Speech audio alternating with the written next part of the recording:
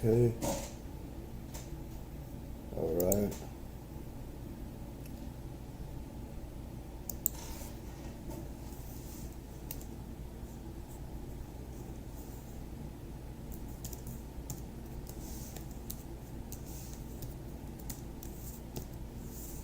Yeah.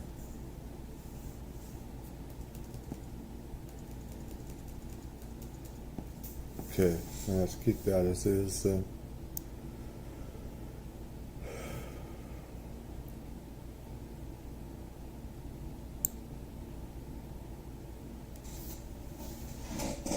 All right.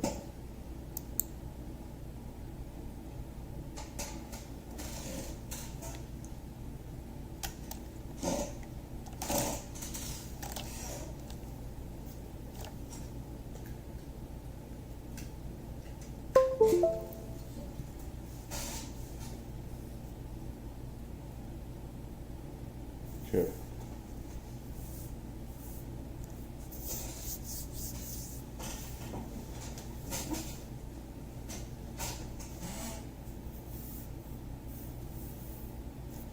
For whoever joins me and stuff like that, I wanted to get this message out because I've seen where some people put dislikes about me talking about OnlyFans and talk about, adult stuff on there. And I've been late last night, so I get hardly views. I have some views taken away as well. This happened. And the thing is, if you don't like that, you need to go. Because I don't talk about some of that stuff sometimes. It just came up. I'm here to do the UFO stuff, paranormal, but some of the girls, they're on my OnlyFans, it's a part of my life. And, they've given me some support and everything.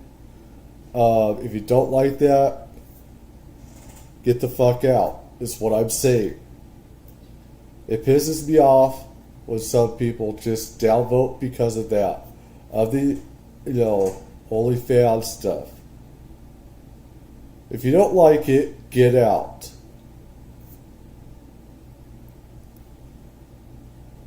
I'm here to do all this stuff, not just one kind of stuff. This is who I am. I just have to say that. There's the door. There it is. Get going. Because I know who you are. I know who you are. I'm just saying that. And if people are too much of a pussy to say something to me and not talk to me about this stuff or make a statement, I don't want you in here. We just downvote or whatever. I want people that I do all this content. I expect people not to like everything that I do. I expect that. I know that there are women, definitely a lot of women in the adult industry that I know that don't agree with everything that I do. That's all right. We talk about it, this stuff. But when people just downvote and without saying anything, no reason, no rhyme, and they do at a certain period, I take an issue with that. You speak up, get some balls, say something.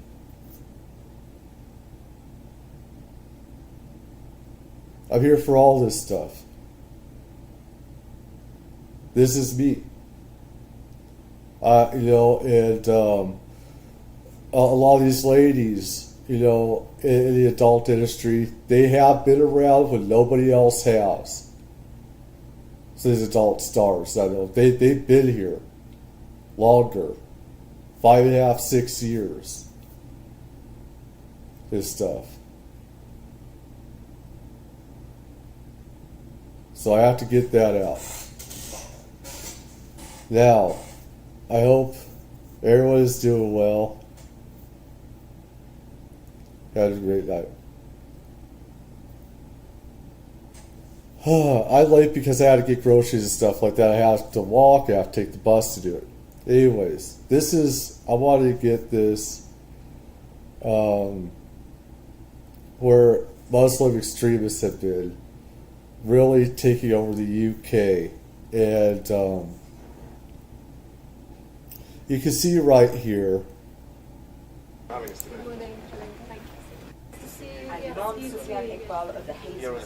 Now, I'm related to Prince William and Harry. Hundreds of years ago, and that's great, like grandmother Washington side. And I don't know, it just pisses me off. And UK is really gone to shit with Muslim extremism. She's wearing that. What the fuck is up with that? Where you cannot be a woman, and they treat women like this. And under Sharia law, which they've been having rioting over there in the UK, and you've had murders, rapes happen against the native people in the UK. It happened in Ireland, Scotland, and across Europe, and everything. And there's a total dictatorship happening. And my far cousin here, this idiot here, lets them slander his woman. Yeah, I've heard he's had an affair and stuff like that. I've heard this stuff. And I want to slap the guy senseless. My distant cousin, I want to slap the hell out of this guy for allowing this to happen to his woman.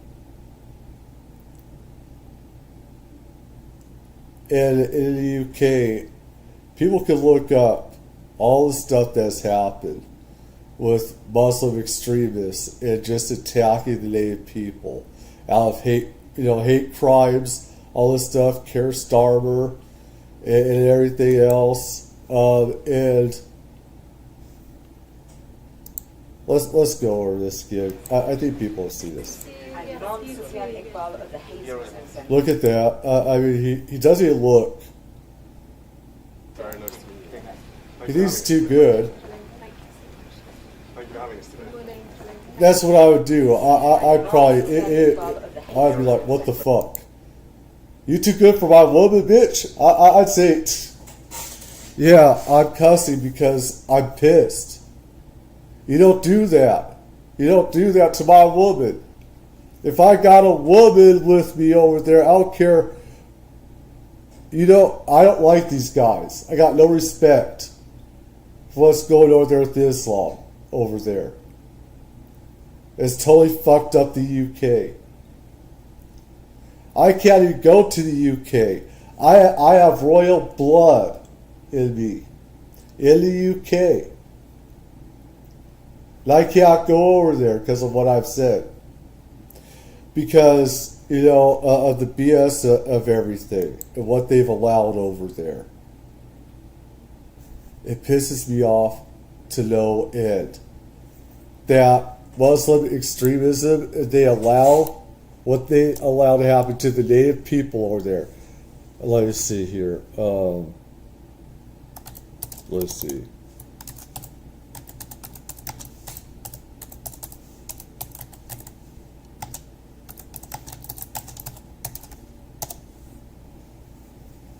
Let's see. And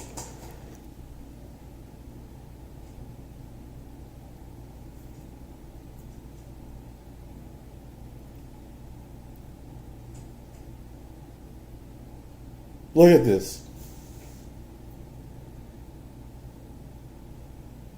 And Keir Starmer, this SOB in Parliament, I mean, he's put more people in jail than Russia ever has with freedom of speech. And these people are going around attacking our native people.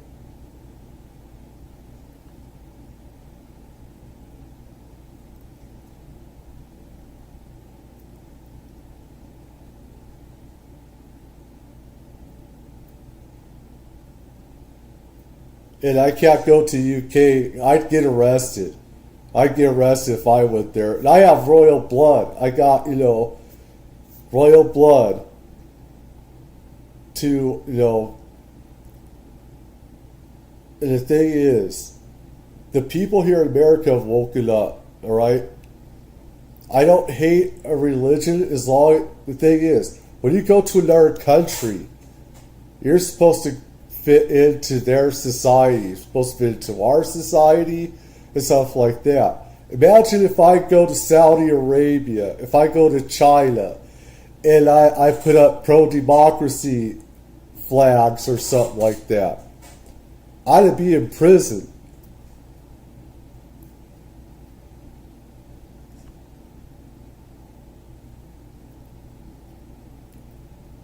And the thing is, the police protects them over what's happening with the native people in the UK. This happened in Europe. Ireland. You're not going to see a native Irish people anymore. You're not going to see native Scots. You're not going to see native Englanders or whatever. That much. And it's like, it is insanity what has gone on. I don't know what this is. Islam? Well, of course it is. I think many people will see that democracy... And how's the campaign to move Britain over to Sharia law coming along? Well, this is in the hands of God. We do our best to propagate Islam. Well, of course it is. I think many people will see that democracy and freedom is no good for the British, no good for Afghanistan, and in fact, we need an alternative. Unlike man-made law, the Sharia is not something which gives you a right today to take it away tomorrow. It's good in all times and places. What is Siri, to make Islamic judge, and then after that... And the thing is, why I remember when I was in a class, and there's this one guy in there, he went, why did he go to Islam?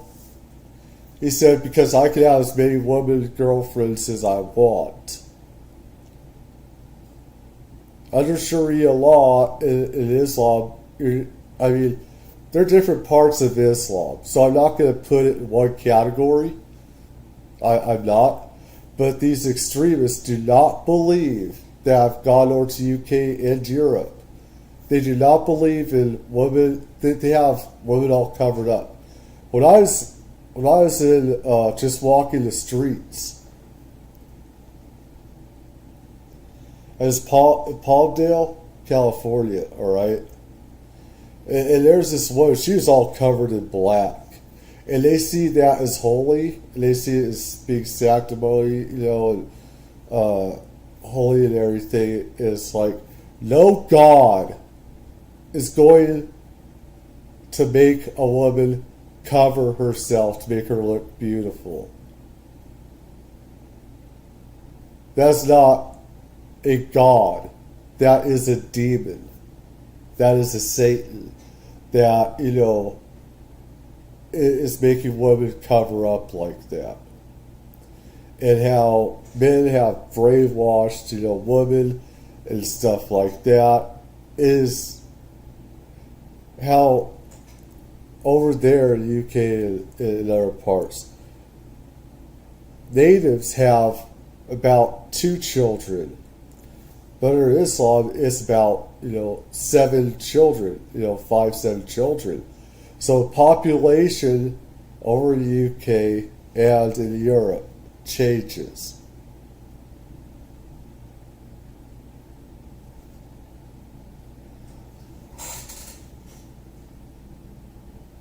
Share this sentiment around the city, around the country, around the globe, in every corner of the globe.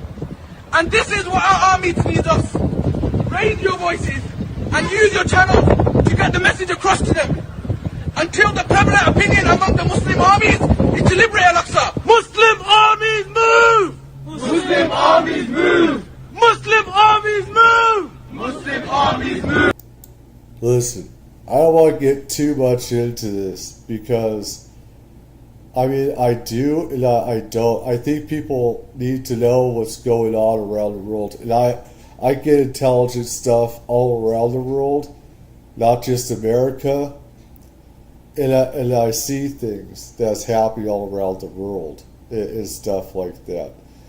And, there was, South Africa, why, Trump defunded South Africa. It's because of the racism that's going on and the genocide speech against the white people over there. Now, there's reason why there's, a lot of black people that hate the white people for the past. The thing is, no matter what color you are, trying to kill a whole other color is not okay. That's not how you heal. That's not going to do anything. It's not going to solve anything. What happened over there in South Africa was bad. They had apartheid for a long time. And I remember the U.S. was fighting against it. England was fighting against it. And, in South Africa over there. And it's just, all this stuff just creates hate. Hate creates hate. And even you go with illegal immigration and how different sides are so polarized is with hate and stuff like that. And I believe you got to be vetted and earn your way into this country. And that they should be leech off taxpayers. But I don't like the hate part of it either, where people are just becoming racist either.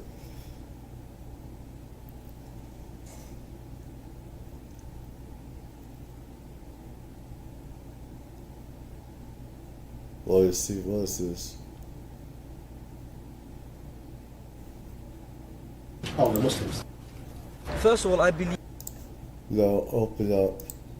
Let's see. that the British people... We hope one day to eradicate Muslim law from Britain, and with the generations to come from the rest of the world, to fulfill the prophecy of the Prophet, that the whole of the world will one day be under the authority of the Muslims. This is their video, not First of all, mine. I It's not my believe that the listeners. British people, they are very ignorant about the fact what is happening abroad, even about Sheikh Osama. If they came to actually verify with us rather than show an ugly face and be angry with us, they would find that Islam is truly something they like. We hope one day to eradicate Muslim law from Britain, and with the generations to come from the rest of the world, to fulfill the prophecy of the Prophet, that the whole... I don't like how I'd be attacking one religion or another. I don't like to have hate like that. I don't like extremism. I don't like how any religion has the extremist part. If you're to worship a religion or whatever, then you need to respect others and how they think, you know, to not be a part of that religion. You don't attack the native people, and it's just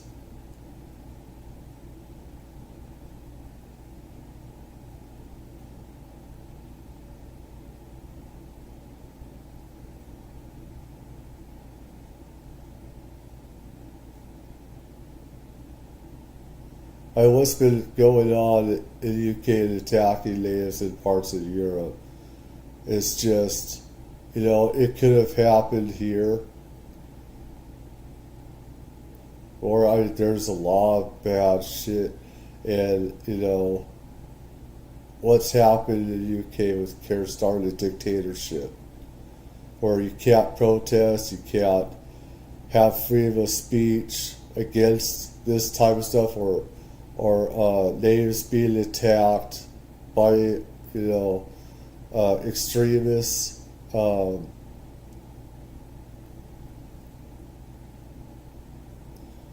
natives are murdered by them, and they get no jail time, no prison time whatsoever. But if you talk against Muslim extremism, you can face 7 years imprisonment. There's something very... What does this have to do with the U.S.? Glad you asked. Because there's a lot of them over here as well. The thing is, in the UK, it's more enabled. The police allow the stuff to happen. They allow the extremists to attack the native people.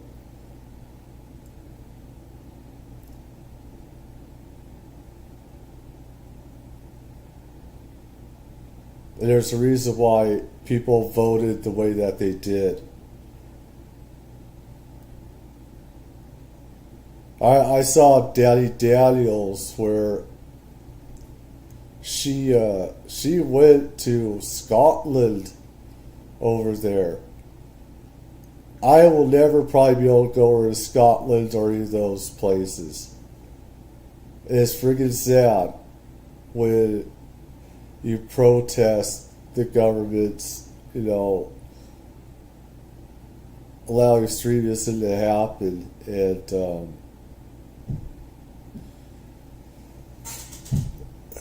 And it goes all the way back to, you know, Prince William and stuff like that, and just allowing it.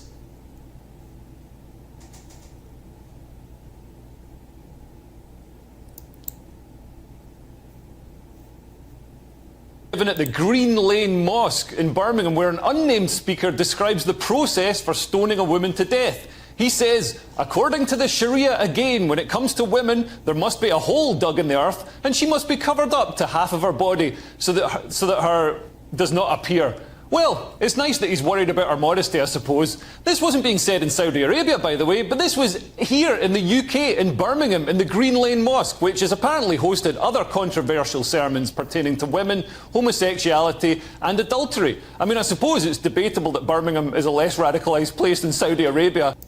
I mean, the thing is, they don't allow people to be gay, lesbian, and bi. And I see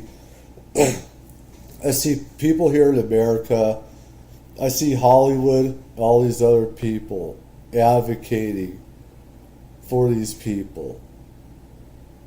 But under Sharia law, under a system, you wouldn't have a say. Hollywood people wouldn't have a say. Women would not have a say. You wouldn't be allowed to be gay. You could be killed for being gay, lesbian, transgender.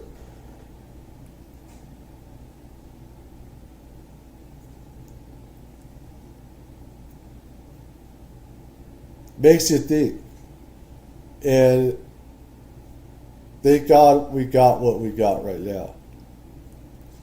But another preacher was allegedly filmed saying, take that homosexual man and throw him from the mountain, and that women were intellectually deficient, and that it takes 2 witnesses of a woman to equal the 1 witness of a man. And they probably said some bad things as well. In a statement, the Green Lane Mosque and Community Centre said that it has been in the forefront of civic engagement, community integration and interfaith collaboration in Birmingham for many years. We promote sincere adherence to Islam as a religion of peace, and we are also deeply committed to supporting those in need in our community. We take pride in upholding the laws of this country, and we reject violence and extremism unequivocally. You might think that this is a fringe mosque for radicals, but the Green Lane Mosque is huge, with space for 3,500 worshippers. And it's not just tolerated by the authorities, it's funded by them. The government awarded this mosque £2.2 million to work with young people. And guess who the head of education at the mosque is? It seems to be the same guy who's preaching in the videos. Man, we should be spending money to keep him away from young people, not putting them together.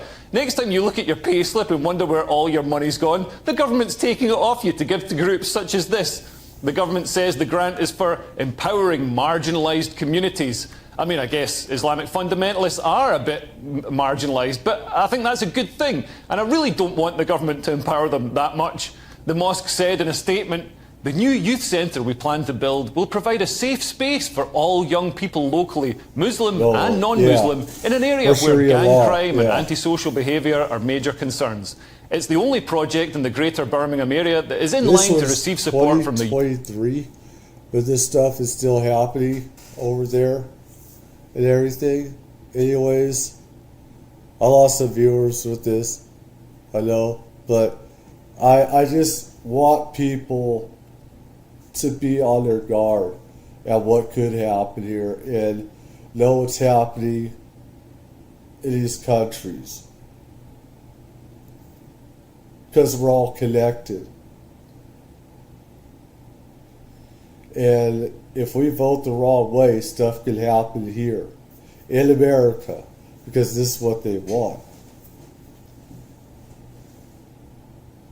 And we have to be ready to fight for our constitutional rights. Not just, it isn't just guys, that are fight for women and children to be who they are, and without wearing something on their face. If you want to wear something on your face, cover your body, do it fine. It's just, you're not worshiping a real God, is the thing. You're not. I've been dead and seen the other side. This is, you're worshiping. Anyways, so let's get to I want to get to the right video here.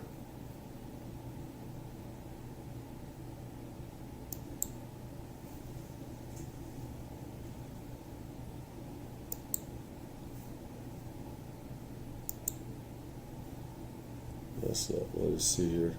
I just want to make sure I get it to the right one.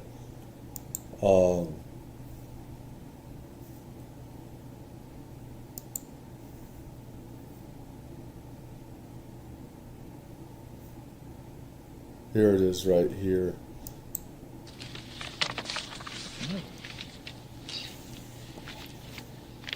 Thank you all.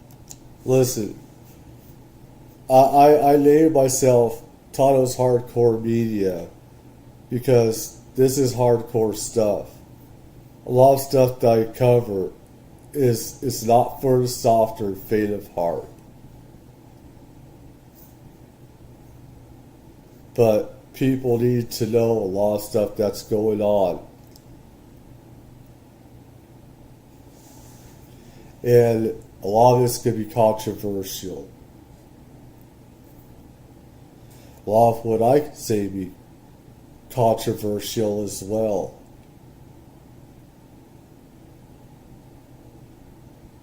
But we have to hold these truths and be self-evident. All the evidence of what's going on, what could happen here in the U.S.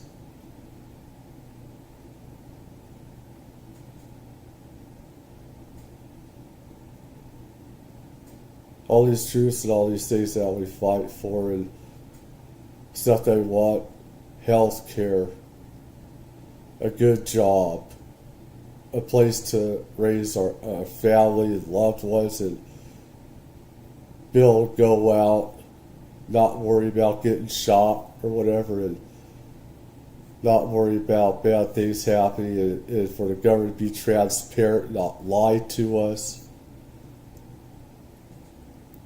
We have to open things up. People need to know what's happening.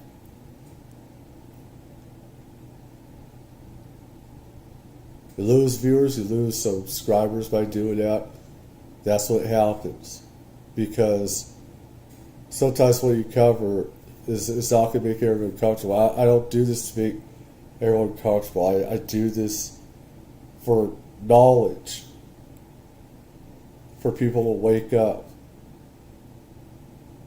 And I could do gaming some other time and get away from this BS, but yeah, I know. Move on. Thank you all for being here. Today is a great day for transparency in America, because today I'm proud to announce the creation of the Task Force on the Declassification of Federal Secrets. This task force will be a part of the House Oversight Committee and led by the very talented and persistent Congresswoman from Florida, Anna Paulina Luna. During her time on the Oversight Committee, Representative Luna is a sledgehammer against government secrecy. She is committed to throwing open the windows for the American people to allow the sunlight of truth shine on the federal government. I can think of no better person in Congress to lead this task force than Representative Luna. Last month, President Trump signed an executive order to begin the process to declassify information on the assassinations of JFK, RFK, and MLK. This task force serves to build on President Trump's actions. For far too long, the American people have had reasonable questions of what their government, which they fund every day, keeps hidden about certain issues. And for far too long, the federal government has not answered these questions. This creates distrust in our institutions. That ends today. The voters of this nation delivered a historic mandate to President Trump on November 5th. The keystone of that mandate was demanding increased transparency of their government and elected leaders, and the mandate of this task force is to acquire that transparency. We will open this up for questions from the media, but first I'd like to hand it over to my esteemed colleague and chairman of the new task force, Congresswoman Luna, for her remarks. Thank you, Chairman Comer. When our founding fathers stood against tyranny, they did not merely oppose taxes. They defended the sacred idea of individual sovereignty. They declared that no government, agency, or title could infringe upon the freedoms of speech, religion, thought, and the pursuit of truth. For too long, the American spirit has been dimmed by a veil of secrecy, by a government that has grown too comfortable in the shadows, denying us the transparency we deserve. But today, we stand at the dawn of a new era where the light of truth begins to shine through. A few weeks ago, President Donald Trump made a historic announcement. With the stroke of a pen, he committed to declassifying the files concerning the assassinations of President John F. Kennedy, Robert F. Kennedy, and Dr. Martin Luther King Jr., a decision not just monumental, but pivotal. It is with profound honor that I have been entrusted by Speaker Mike Johnson and Chairman James Comer to lead the House Oversight Task Force on Declassification of Federal Secrets. Together with the help of the White House, our intelligence allies, the Department of Defense, the Department of Justice, we will be conducting investigations into the following: the assassinations of JFK, RFK, and Dr. Martin Luther King, unidentified aerial phenomena, also known as UAPs. It's UFOs. Unidentified submerged objects, also known as USOs. Just because you're beautiful doesn't mean you get to just use UAP. It's UFOs, okay? Anyways, yeah, I know I should shut the F up. I know that, but it's just, anyways. The thing is, serious though. As I said before, and other people that I know that have been around the mob and everything, that have been on the inside, capos and stuff like that, captains, stuff like that. there's like Michael Franzese and some others. They know that the mob was in on this. The CIA was in on this with RFK and John F. Kennedy. I've said many times myself that, Joseph Kennedy, he was in the mob. And the mob helped swing John F. Kennedy's win. They owed the mob. You don't get anything for free in the mob. Nothing's free. What did JFK do that they weren't supposed to do? They went after the mob. They went after Teamsters. They put them on Capitol Hill and they grilled the mob. They wanted him dead. Generals, admirals did not like John F. Kennedy because of the Bay of Pigs. Was happy in Cuba that he would not back them militarily. And so we're upset that we did not go and have a nuclear war when, the Russians pushed us there during the Cuban Missile Crisis. My dad was there at the time during the Cuban Missile Crisis. He met JFK. JFK and RFK pissed off not only the mob, but top commanders in the military, the CIA, the FBI, and local law enforcement was in on some of this. Well, actually, they were on it. You have some in law enforcement there that covered some stuff up as well. The Epstein client list, the origins of COVID-19, and the 9/11 files. This task force will be a beacon of bipartisanship. On the Republican side, Representatives Burchett, Boebert, Burleson, Crane, Gill, and Mace. I just hope to God the origins of Tato 19 isn't there. If that is there, I'm fucked. You know that, right? Please tell me you're muting this part. You're not? Will be joining me, although I'd like to note that I'm expanding this to the entire governing body and will be allowing certain members to waive on. Our first hearing is set for March. The date will be announced soon, and we've already initiated close to a dozen communications with various agencies, to include Pam Bondi at the Department of Justice and the Secretary of State. This will no longer be a task force that makes bold promises only to fade into irrelevance or send strongly worded letters. This will be a relentless pursuit of truth and transparency, and we will not stop until the American people have the answers they deserve. We will cut through the bureaucracy, challenge the stonewalling, and ensure that the American people finally get the truth that they have been denied for too long. If we are to endure and thrive as a nation, we must restore trust through transparency. The American people must be trusted to think for themselves, to form their own judgments from the truth that they are entitled to know. We've been treated like children for too long and kept in the dark by those we elected to serve us. It is my solemn duty to begin mending this trust, to form a new relationship between the government and the governed. Let us embark on this journey together towards a government that does not serve, but one that enlightens. That does not just serve, but one that enlightens. Trust through transparency, that begins now. Without further ado, we'd like to open it up for questions, as I'm sure many of you have those. Hands up.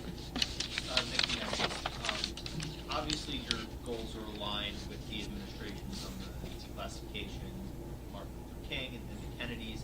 How would you handle hear anything you say? Whether it's President Trump or Attorney General Bondi or D&I Gabbard, if they disagree with what you're looking to declassify on a certain topic, whether it's UAPs or 9/11 or something like that, how would you handle if there's some stuff that they don't necessarily want to declassify? Well, certainly, I think that they'd be supportive, being that they're advocating for this, but also I want to remind the American people that this is bipartisan. There's also Democrats that are looking into answering these very questions, but certainly we would share that information with the American people. This is about transparency, and I think, again, as I stated for far too long, there's been a massive... I just wonder transparency. I mean, this both sides. Oh, talk about so BS. I mean, I don't believe anybody until I see it. I don't care how beautiful you are to sell your point. It only goes so far. Anyways, seriously though, it's unless I see stuff happening with UFOs, UAP, I'm not going to believe anything anybody says. Until I see the government acknowledging the truth and saying, yes, ETs exist, UFOs are real, and we have, also another phenomenon, and, the big thing is, like I've been over and over with, is that it would devastate the world economy and world religions. That if this stuff gets out, but it needs to happen. It needs to happen for us to grow, and for spirituality reasons, and just to learn who we really are when it comes to psychic abilities, telepathy. We don't need computers. We actually don't need computers. If we get all of our psychic abilities and other stuff, there's different ways of getting information and everything. It put computers and technology to shame. Push to keep the American people in the dark, and that ends today. Chairman? The task force does not have subpoena power. I do. The task force is going to be subsidiary of the full oversight committee. So if we have to issue one, Congresswoman Luna, we'll discuss it and we'll take appropriate action. But in full transparency, we have a great working relationship, as I stated earlier, with the White House, with the DOJ, with the Secretary of Defense, and the Secretary of State. The incoming FBI director, I think, will be very supportive, and we've also been told that the CIA director is very supportive. To put it in perspective, I think that this issue transcends not just one administration, but multiple administrations, and it hasn't been until now that we've been able to get people actually in positions of power that will push for transparency. Now, if I find that different entities in the various intelligence agencies are stonewalling us, I'm going to make that known to the American people. But as of right now, we are cautiously optimistic. What's your priority list? Is Epstein, 9/11? Our first investigation will be announced, but it's going to be covering on a thorough investigation into the John F. Kennedy assassination. And I can tell you, based on what I've been seeing so far, the initial hearing that was actually held here in Congress was actually faulty in the single bullet theory. I believe that there were two shooters, and we should be finding more information as we are able to gain access into the SCIF, hopefully before the files are actually released to the public. We knew this. We knew this, champions. We knew this, chaps. We knew this. We knew this.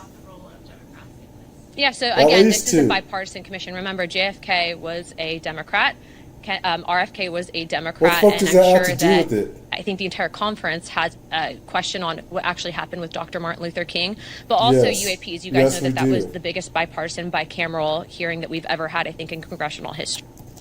The people that are involved with Martin Luther King, they need to be outed. They do. I know they'll create more racism, though, which is not okay. But I think if the truth doesn't come out, it's a stain on the CIA, FBI, and stuff. You're talking about white extremists that did not want there's a lot of stuff I liked about Martin Luther King. He had his drawbacks, but there's stuff I liked about it as well. And you're talking about how they not want a black man to be president. And they cannot allow a black man to be in that position, to have that power.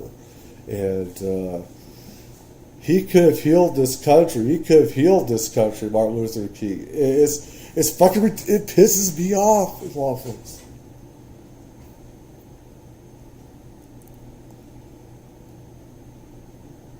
I believe RFK, was it RFK and Martin Luther King, did they run at the same time? I don't remember exactly.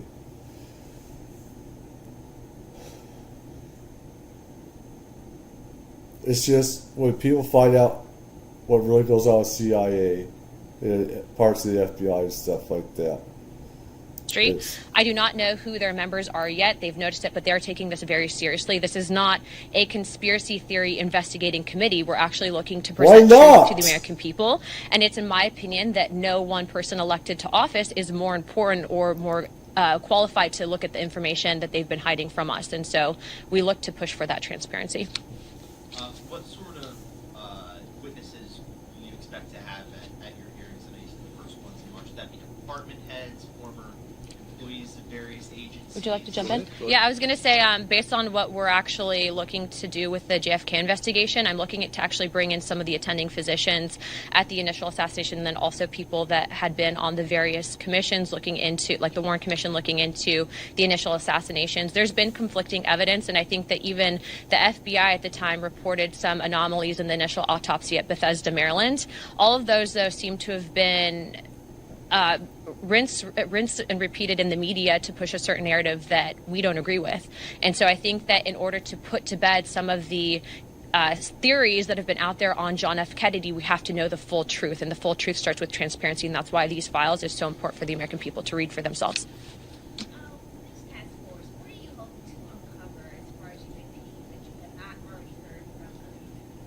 The biggest information problems that we've had with UAPs is the amount of stonewalling, stovepiping, and also it seems that there is this push to gaslight the American people into looking at the evidence and then not fully believing it. I think for us, like the fact that they like to say that everything that we think is a conspiracy or conspiracy, that we're all conspiracy theorists, when it's all been rooted in fact. We've always been right about this. And the only conspiracy that's been happening is from the U.S. government. We've always been right about this. We always have.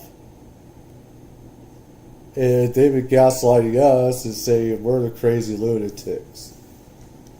That's the government. If we're writing the budget, for example, into the Pentagon, if we're writing the budget overall for whatever programs might be out there, why is it that members of Congress who are given a top secret security clearance are being denied access? That's not a free and true government. And so for us, especially being that we have now a Secretary of State who's actually open to declassification and Marco Rubio, we're hoping to present that information and at least acknowledge it from a government perspective that we are not alone, but also let's see what the evidence is. Did she say that key word? Did she just say what I think she said? Did she just say what I think she said? That we are not alone? Or that has to do with something else? From a government perspective that we are not alone, but also let's see what the evidence is. From a government perspective that we are not alone, especially being that we have now a Secretary of State who's actually open to declassification and Marco Rubio. We're hoping to present that information and at least acknowledge it from a government perspective that we are not alone, but also let's see what the evidence is. She might have been just talking about that we're not alone, just getting all this stuff declassified. I don't know. I'd like to know what she meant by those three key words. 4 words. I can't add. I never passed kindergarten. Sorry. But, Have you already been in contact with their services and requests to these different agencies and federal departments for this information? Yes, in fact, the letters went out this morning, not just on RFK, JFK, and MLK, but on everything that I had listed above to include UAPs, Epstein, and 9/11 and COVID, to the State Department, Department of Defense, CIA, and then also we'll be sending some to the FBI, and letters have also gone out to the NSA. NSA, wow. National Security Council and all of the peoples. They gotta be shitting themselves. They don't like that. Oh my God. This is why there were assassinations, people killed. But well, what's interesting on that specific committee is what, to my understanding, when they actually brought in expert witnesses, they weren't actually people that were in attendance to the initial autopsy at Bethesda, but also this is a bigger committee than just the JFK assassinations. We're also expanding into Epstein, COVID origins, 9/11s, and then UAPs and USOs. And so before, where we initially had some of these hearings, this is going to be an encompassing committee that's going to work directly with the White House on information that they're declassifying. Yeah. Mm-hmm. Correct. Correct. There's actually 3 different government investigations into the JFK assassination. But again, this committee is expanding not just there, but outwards into other fields. And again, we're working directly with the White House. In previous investigations, they didn't have access to the information that we are going to have access to. And so that's a big deal, especially if you're looking at what truly happened with JFK. Are you going to get a top secret clearance? I already have a top secret clearance. All members of Congress have a TSCI. yeah, they all have that. The question. They all. Why you? Yes, they all have that. They have all these.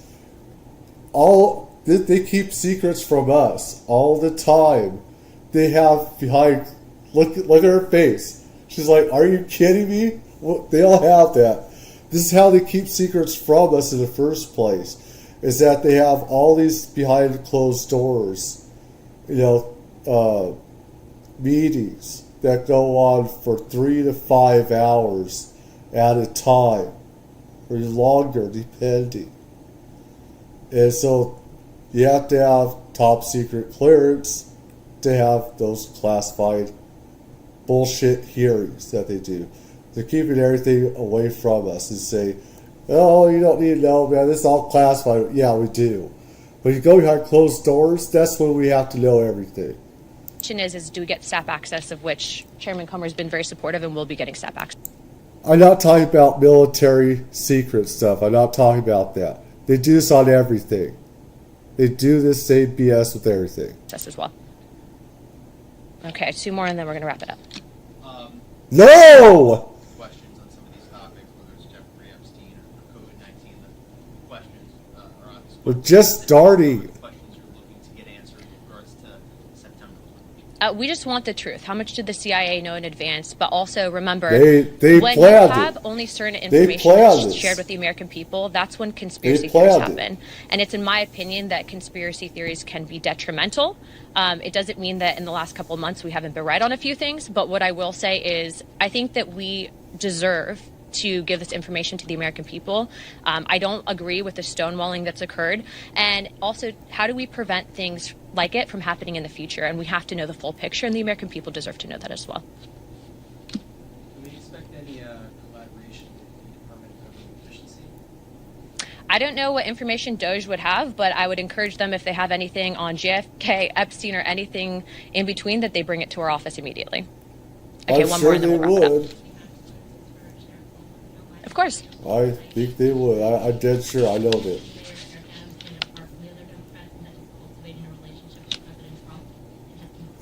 Why do I get the feeling that they're trying to create a split with her and Doge by saying that? I think they were.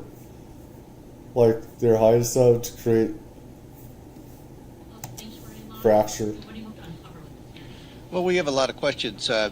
Some of the people in the mayor's administration have been vocal that they weren't going to comply with federal law, that they were going to continue to act as sanctuary cities.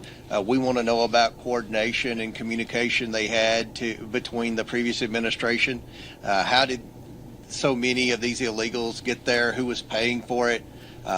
Who were they communicating with to be able to provide housing and so many other benefits to such a large population of people. Just the basic questions we all have. Who was paying for it?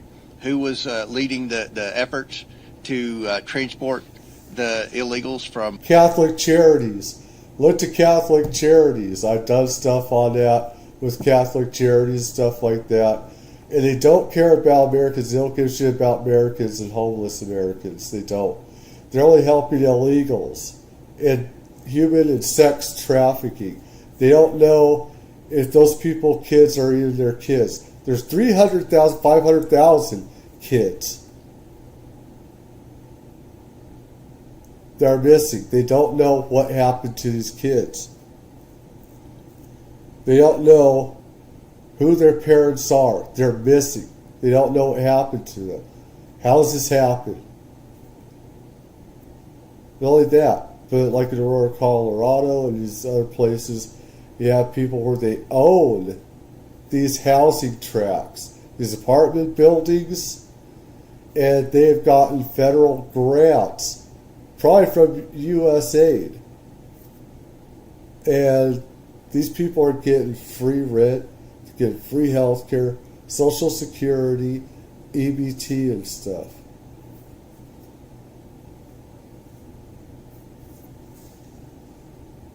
From wherever their entry point was in the United States to the sanctuary cities, and are the mayors going to comply with federal law now? Are they going to work with Tom Homan and the national security groups in the Trump administration to try to deport the criminal illegals and stop being a sanctuary city?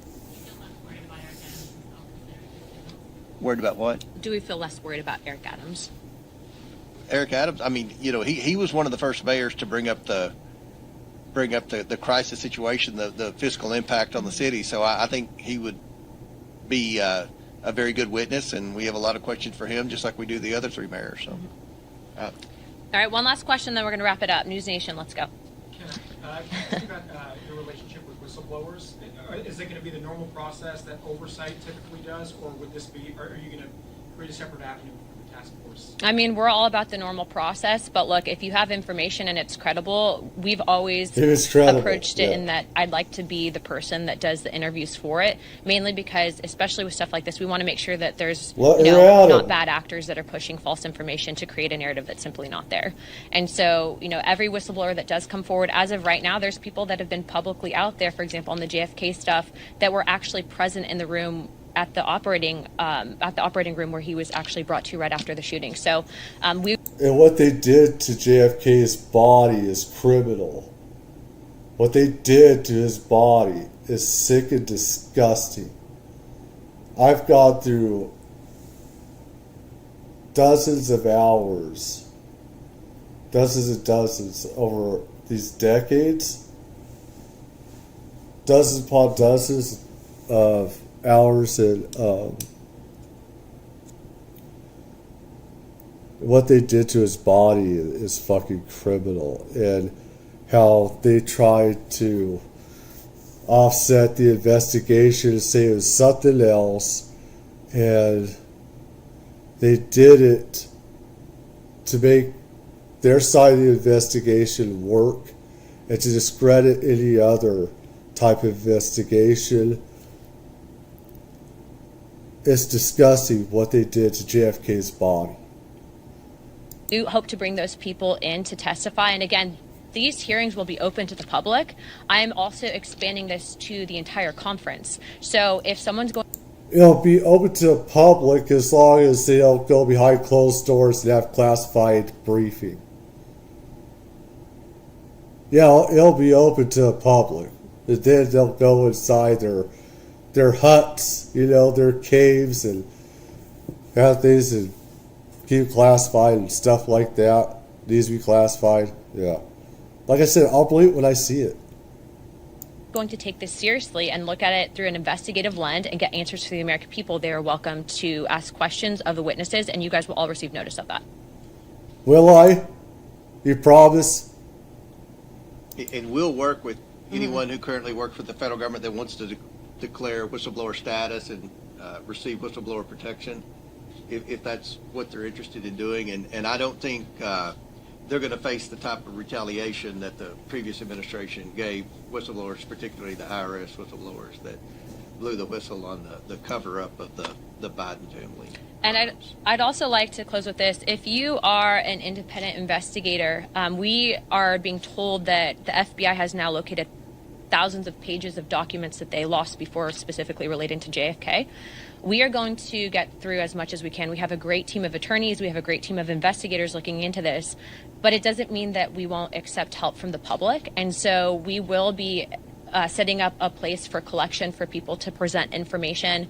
But again, this is about transparency. The government works for us. There have been people, I think, in power for too long that try to silo us and keep us in the dark, but that stops today.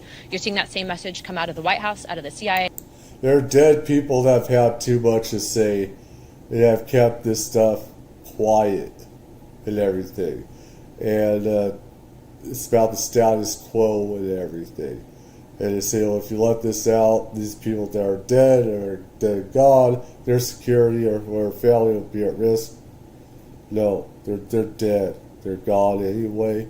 But the truth needs to come out. There's still tie-ins from intelligence. You know, they're keeping it secret. They need to be outed for keeping it a secret and stuff. Anyways, let me see here.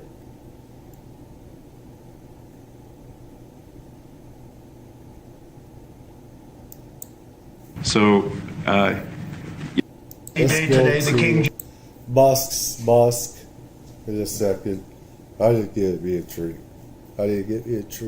Hold on.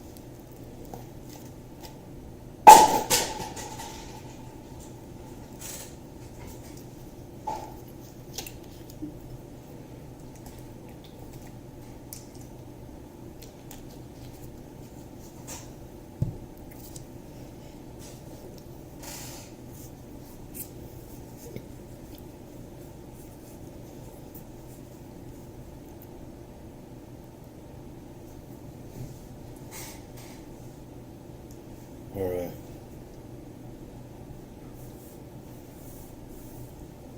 Let's go.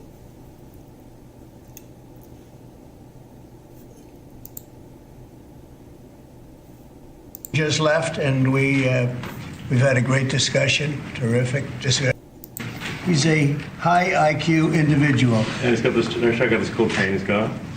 So thank you very much. We had a busy day today. The king just left, and we've had a great discussion. Terrific discussion concerning Gaza and everything else.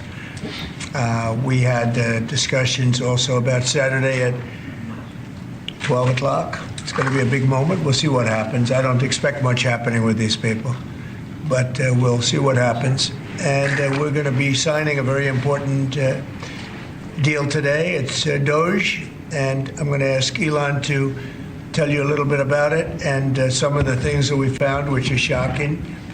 Billions and billions of dollars in waste, fraud, and abuse. And I think it's very important. And that's one of the reasons I got elected. I say we're going to do that nobody had any idea it was that bad, that sick. No matter how you feel about Trump, hate him, like him, or whatever, thing is that our government has been lying to us. They've always laundered money, made money schemes, given out money to organizations that should not have been given our money. A lot of this has gone to other countries, illegals. God, I hate to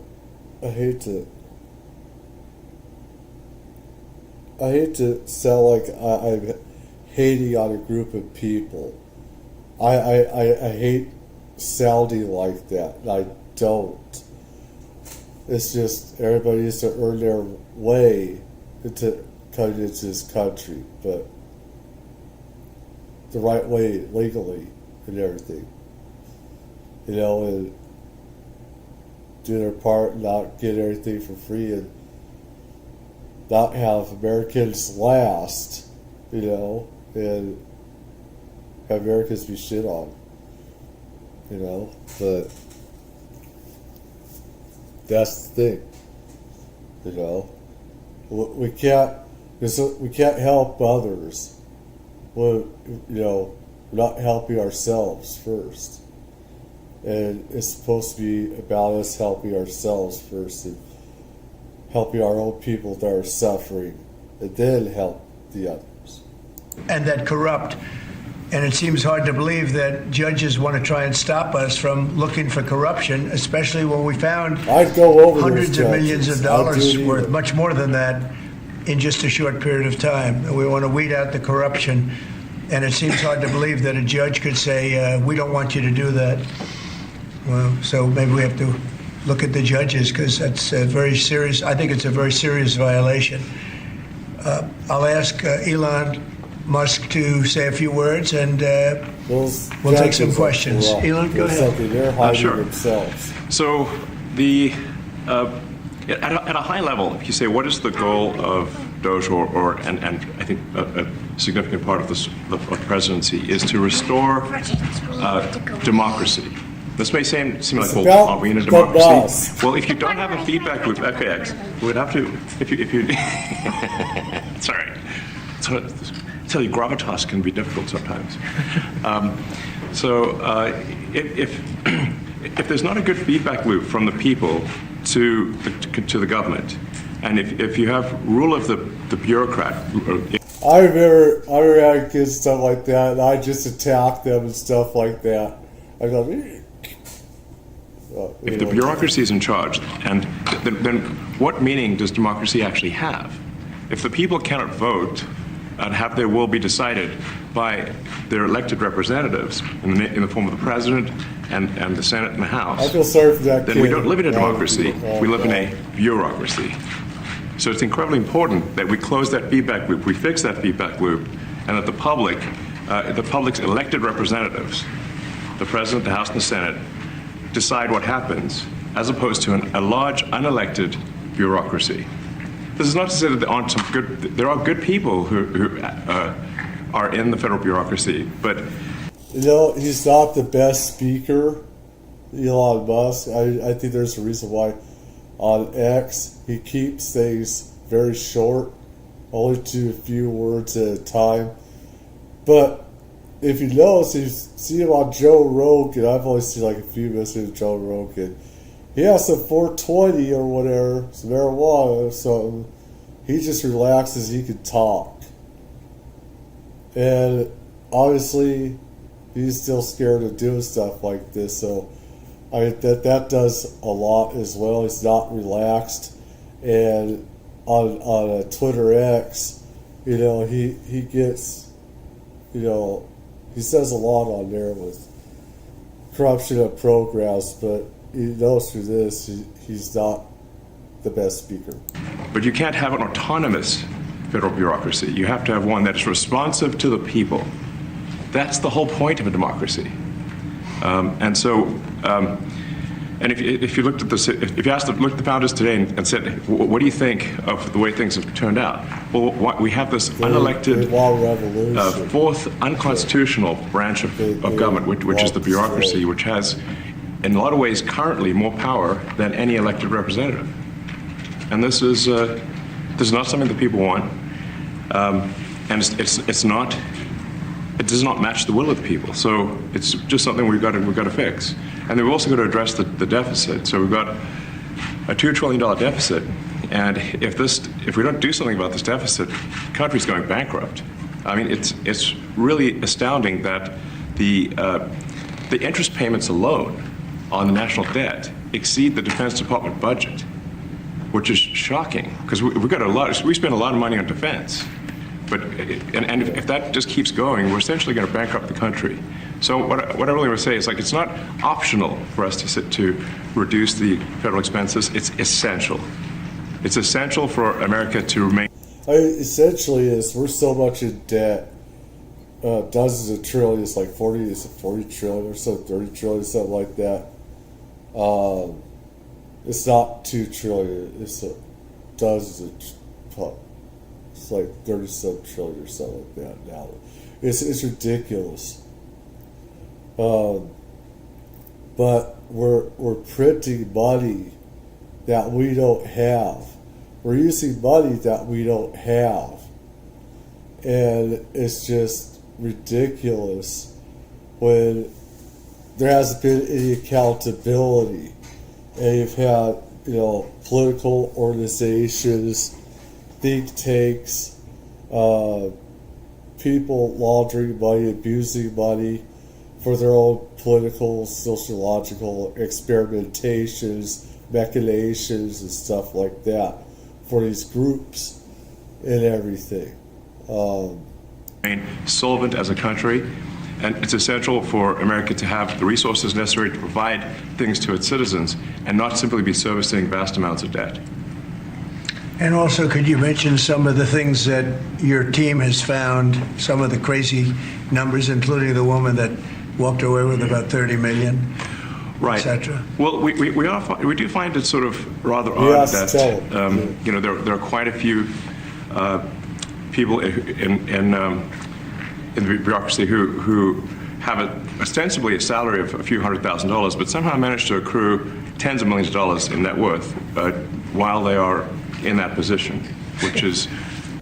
Well, if you look at Hillary Clinton, and she made $87 million off of U.S. aid and stuff. Let's go.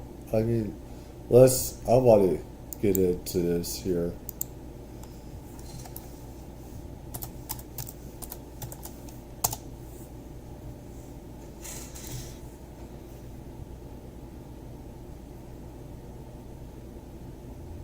Oh my God. It's just, there is a lot of politics and money laundering and stuff like that.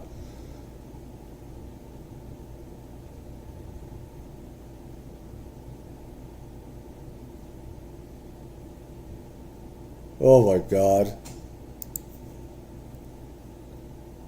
I want to get to the news. I don't want the politics. That's the only thing I want. I don't want the stupid politics. Get that BS out of here.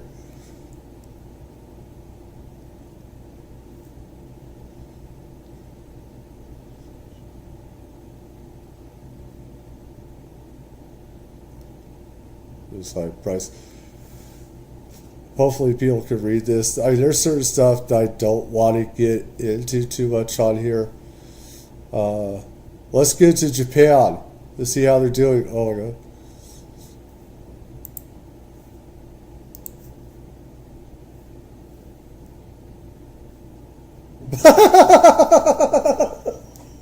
That's good. You'll be brainwashed, so it's better not to watch it. That's not what they said. That's not what they said. Anyways. Let me see.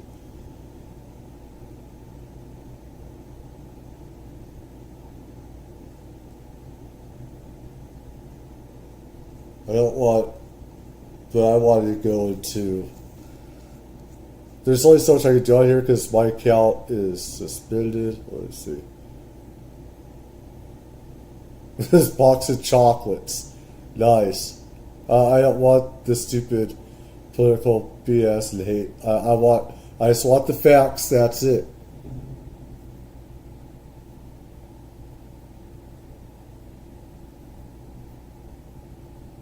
This is another thing, is that, let's get here. It's for information on all grants and funding from USA to Slovakian. Why are we going there? Why is everybody else getting money but not us? Why?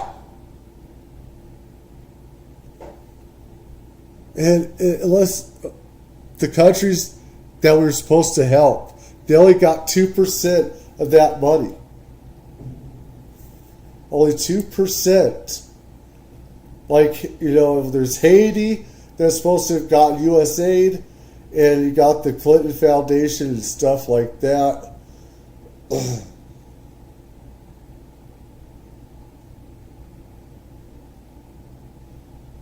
Yeah, it's there to give them better uniforms.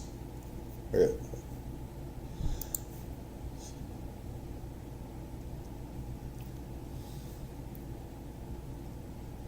Now, I mean, and the thing is that Bernie Sanders has made millions of dollars from USAID, supposedly. So there's a reason why he's pissed about this as well from USAID. Because Elon Musk isn't working on Elon right now. He needs to take some stuff to relax. So I gotta do some of this right here. This is the thing, is that USAID has gone, giving illegals, Medicaid, Medicare, community health centers, Pell Grants, affordable housing, all this other stuff. But it hasn't given it to the Americans. And this is a problem, is that he's bought, though. He's made money off of USAID and stuff.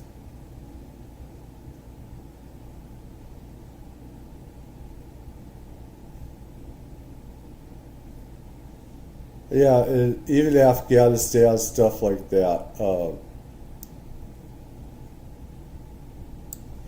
billion for an Afghanistan gas station, $20 billion for Iraqi on Sesame Street. This is actually, people say, where's the receipts on this? People can also look up. This isn't the only place that I've seen this. There are many other sites that is reporting this, not just him. So, I mean, people are going to ask, where's the proof and stuff like that? It's there. It's just, there's so much time that I have for everything. I'm just going to get to this nitty-gritty stuff. People need to do their own investigations, make up their own minds on everything. But I know this is real. So at least, let me see. The Sesame Street, I've heard this. Let me see. I've heard of Afghanistan and other stuff. It's just crazy. $40 billion for an Afghanistan gas station nobody uses. $20 billion for an Iraqi Sesame Street.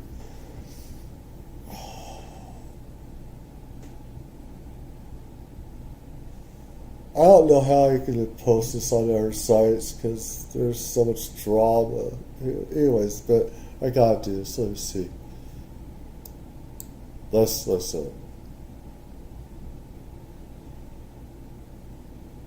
Well, this is the thing, is that they've made money off of this stuff. You can't trust politicians that made money off Big Pharma with COVID. and that's a small number. That's not very accurate. There are others that have made shit ton of money. With COVID and pharmaceuticals, where they've been paid, to put out the message to get, the shot and everything else.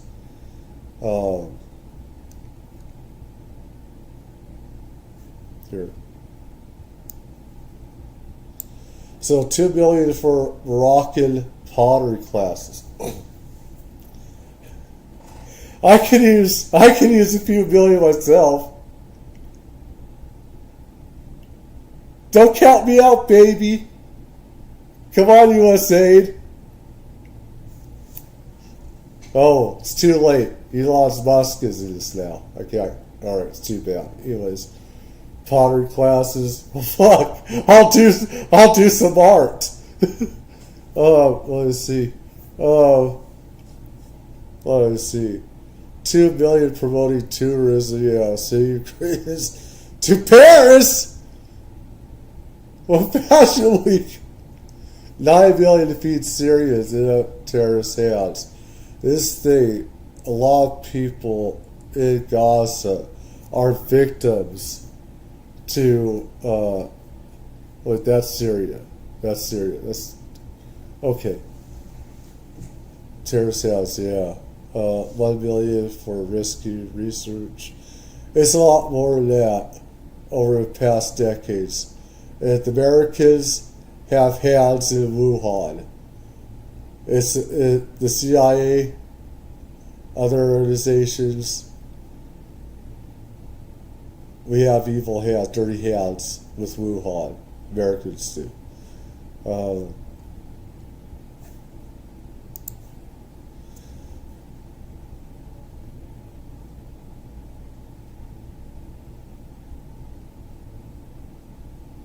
Oh, hey, Jonathan Frakes. Hey, buddy. It's been a few decades. Let's see. Yeah, he is Admiral, yeah. I mean, let's see. First Admiral is admirable to feed the poor. No disputes. He's fought for people's rights. There's a lot of good stuff that I like about Bernie, but he's also been bought. Maybe he's got some pot too, I don't know. But he's been bought and paid for as well.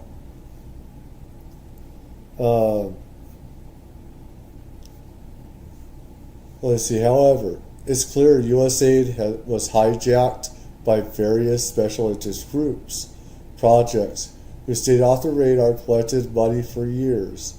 Why don't you offer to help Elon? Exactly. Why don't you offer to help instead of stonewall and get corrupt judges to stop everything? This is the thing.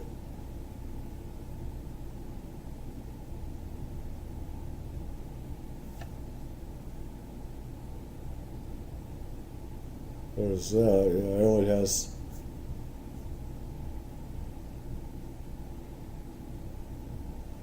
Let's see.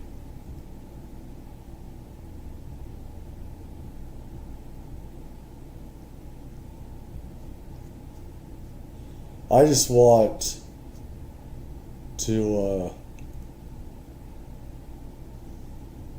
that guy is trash. He was there for Japan, and he caused an international incident. That guy should have his press pass revoked for what he said about Japan and everything. He's just a piece of shit.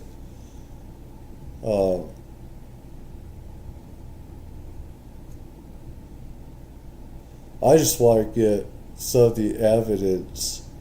I don't want the political bias. I hate that. I don't.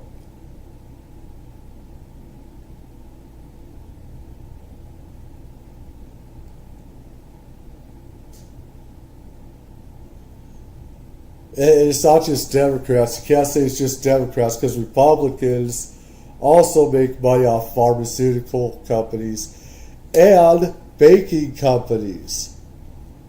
So I got it. I'm not gonna.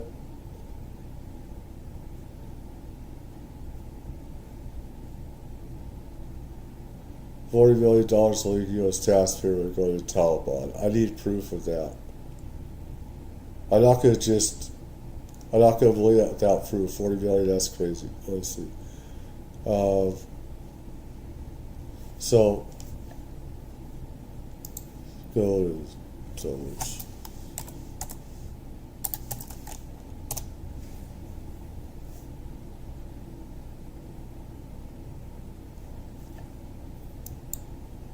Where's Elon Musk?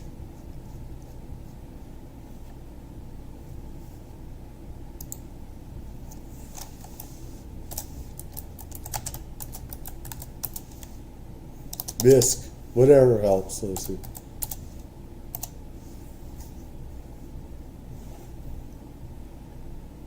He stole a show, the kid did. You want to score points with the ladies and stuff like that? Bring the kid in.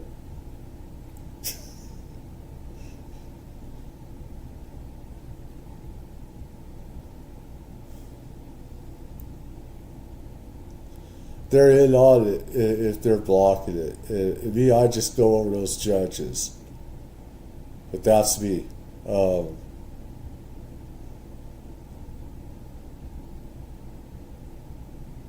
Kid attacks father.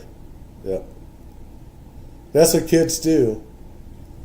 They all love you when they're little kids. When they become teenagers, it's all over. Let's see, there are two genders. I was babbling.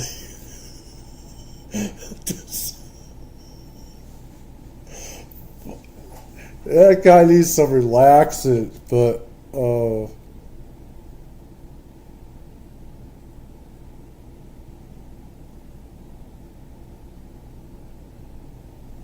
yeah, we got that Slovakian.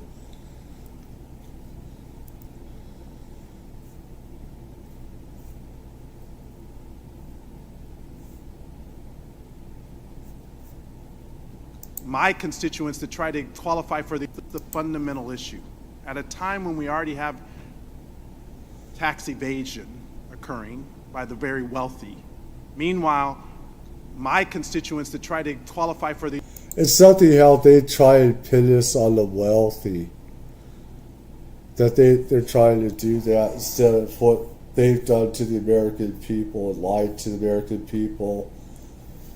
They've done everything for, other people, illegals and everything else.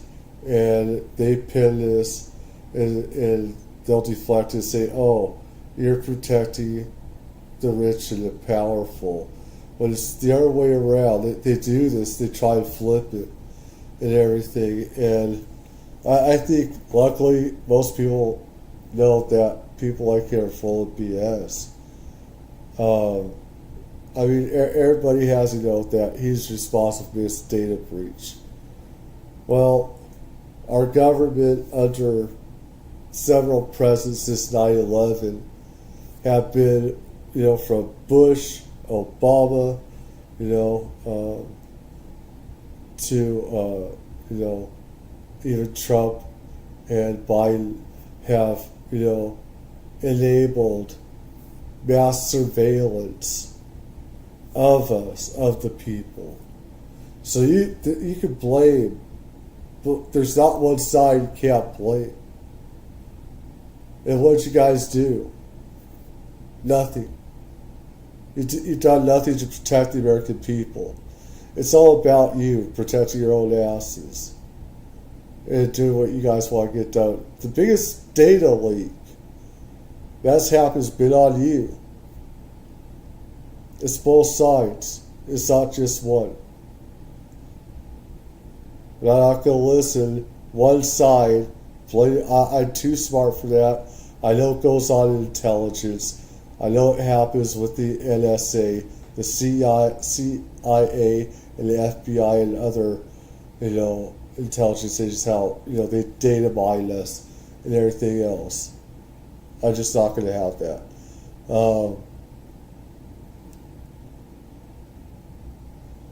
Let's see, let's go. No, that's not. I changed my phone so many times, but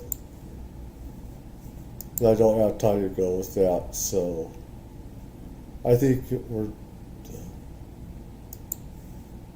You know, what happened at USAID. We're just curious as to where it came from. Maybe they're very good at investing, in which case we should take their investment advice, perhaps.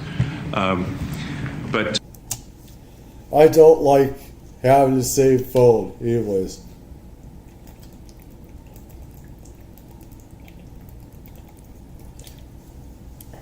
Just there seems to be mysteriously they get wealthy. We don't know why. Where does it come from? And I think the reality is that they're getting wealthy at taxpayer expense. That's the honest truth of it. So, you know, we're looking at, say, if you look at, say Treasury, for example, basic controls that should be in place, that are in place in any company, such as making sure that any given payment has a payment categorization code, that there is a comment field that describes the payment, and that if a payment is on the do not pay list, that you don't actually pay it. None of those things are true currently. So the reason it's really just saying, let's look at each of these expenditures and say, is this actually in the best interest of the people? And if it is, it's approved. If it's not, we should think about it. So, you know, there's crazy things like just cursory examination of. I wish they had chapters on here. I don't like to waste Social Security, and we've got people in there that are 150 years old. Now, do you know anyone who's 150? I don't. Okay, they should be on the Guinness Book of World Records. They're missing out. So, you know, that's a case where, like, I think they're probably dead. It's my guess, or they should be very famous. One of the two. And then there's a whole bunch of Social Security payments where there's no identifying information. Well, like, why is there no identifying information? Obviously, we want to make sure that people who deserve to receive Social Security do receive it, and that they receive it quickly and accurately. I'll tell you another crazy thing. So, you know, one of the things is, like, we are trying to sort of right-size the federal bureaucracy, just make sure that this. Obviously, there need to be a lot of people working for the federal government, but not as many as currently.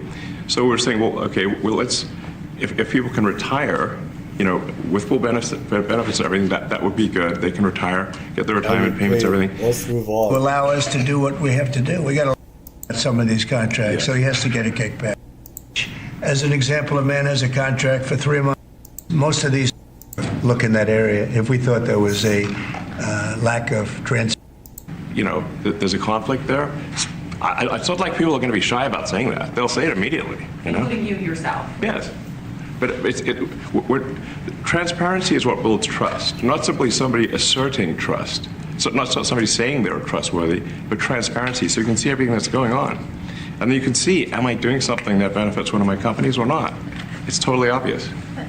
And if we thought that, we would not let him do that segment or look in that area. If we thought there was a lack of transparency or a conflict of interest. And we watch that also. He's a big businessman. He's a successful guy. That's why we want him doing this. We don't want an unsuccessful guy doing this.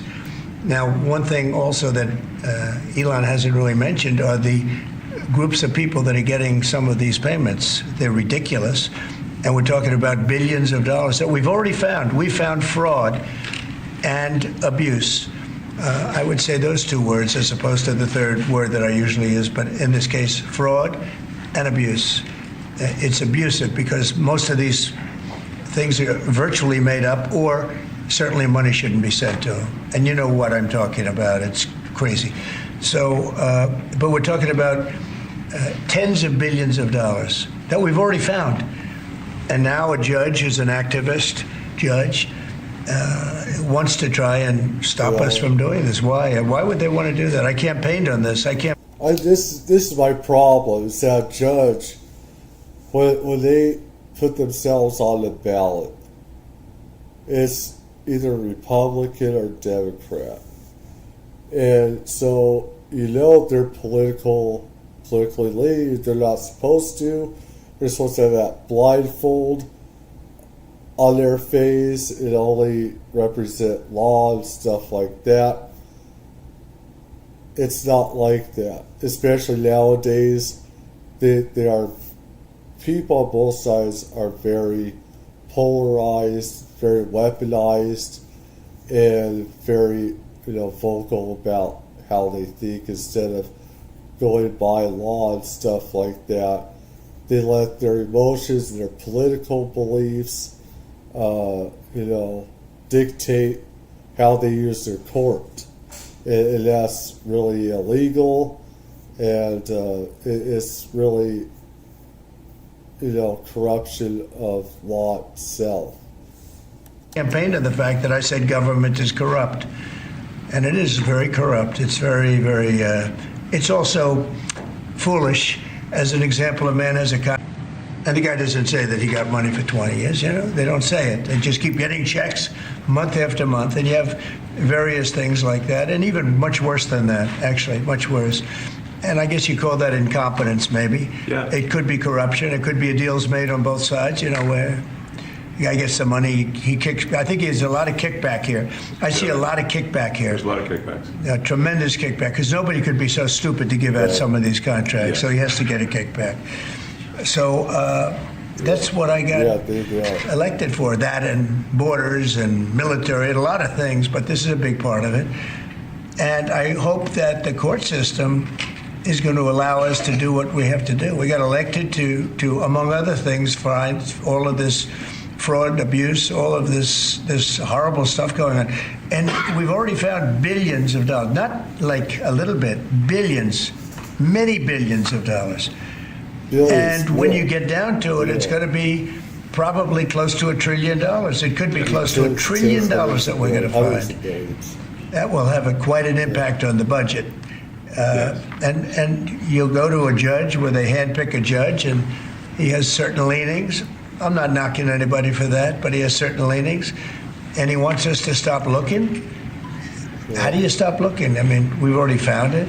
We have a case in New York where a hotel has paid $59 million, $59 million because it's housing migrants, illegal migrants, all illegal, I believe. And they were being paid twice the normal room rate at 100% occupancy. Unbelievable. So it's a racket. Mr. Moss, can I ask a question? If I may sort of just going for the president's comments, at a high level, you say, well, what are the two ingredients that are really necessary in order to cut the budget deficit in half from $2 trillion to $1 trillion? And it's really two things: competence and caring. And if you add competence and caring, you'll cut the budget deficit in half. And I fully expect to be scrutinized and get a daily proctology exam, basically. Might as well just camp out there. It's not like I think I can get away with something. I'll be scrutinized nonstop. But with the support of the president, we can cut the budget deficit in half from $2 trillion to $1, and then with deregulation, because there's a lot of sort of regulations that don't ultimately serve the public good. We need to free the builders of America to build. And if we do that, that means I think we can get the economic growth to be maybe 3-4%, maybe 5%. And that means if you can get $1 trillion of economic growth and you can cut the budget deficit by $1 trillion, between now and next year, there is no inflation. There's no inflation in 26. And if the government is not borrowing as much, it means that interest costs decline. So everyone's, the mortgage, their car payment, their credit card bills, anything, their student debt, the monthly payments drop. That's a fantastic scenario for the average American. I mean, imagine they're going down the grocery aisle and the prices from one year to the next are the same, and their mortgage, all their debt payments dropped. How great is that for the average American? We had no idea. We had no idea we were going to find this much, and it's open. It's not like complicated. It's simple stuff. It's like, a lot of work. I can't believe it. A lot of work. A lot of smart people involved. Very, very smart people. But you're talking about anywhere maybe $500 billion. It's crazy the kind of numbers you're talking about. Normally when you're looking at something, you'll find you're looking for 1 out of 100. Here you're almost reversing it. You look for one that's good. Yeah. And you could look at the title and you say, why are we doing this? Why are we doing that? And the public gets it. You know, the public gets it. You've seen the polls. The public is saying, why are we paying all this money? This for years, this has gone on. President Trump, Yeah, go ahead. Wait, go ahead. Senator Rand Paul today said that DOJ cuts will ultimately need a vote in Congress. Do you agree with that? Is that the plan? I really don't know. I know this. We're finding tremendous fraud and tremendous abuse. If I need a vote of Congress to find fraud and abuse, it's fine with me. I think we'll get the vote, although there'll be some people that wouldn't vote.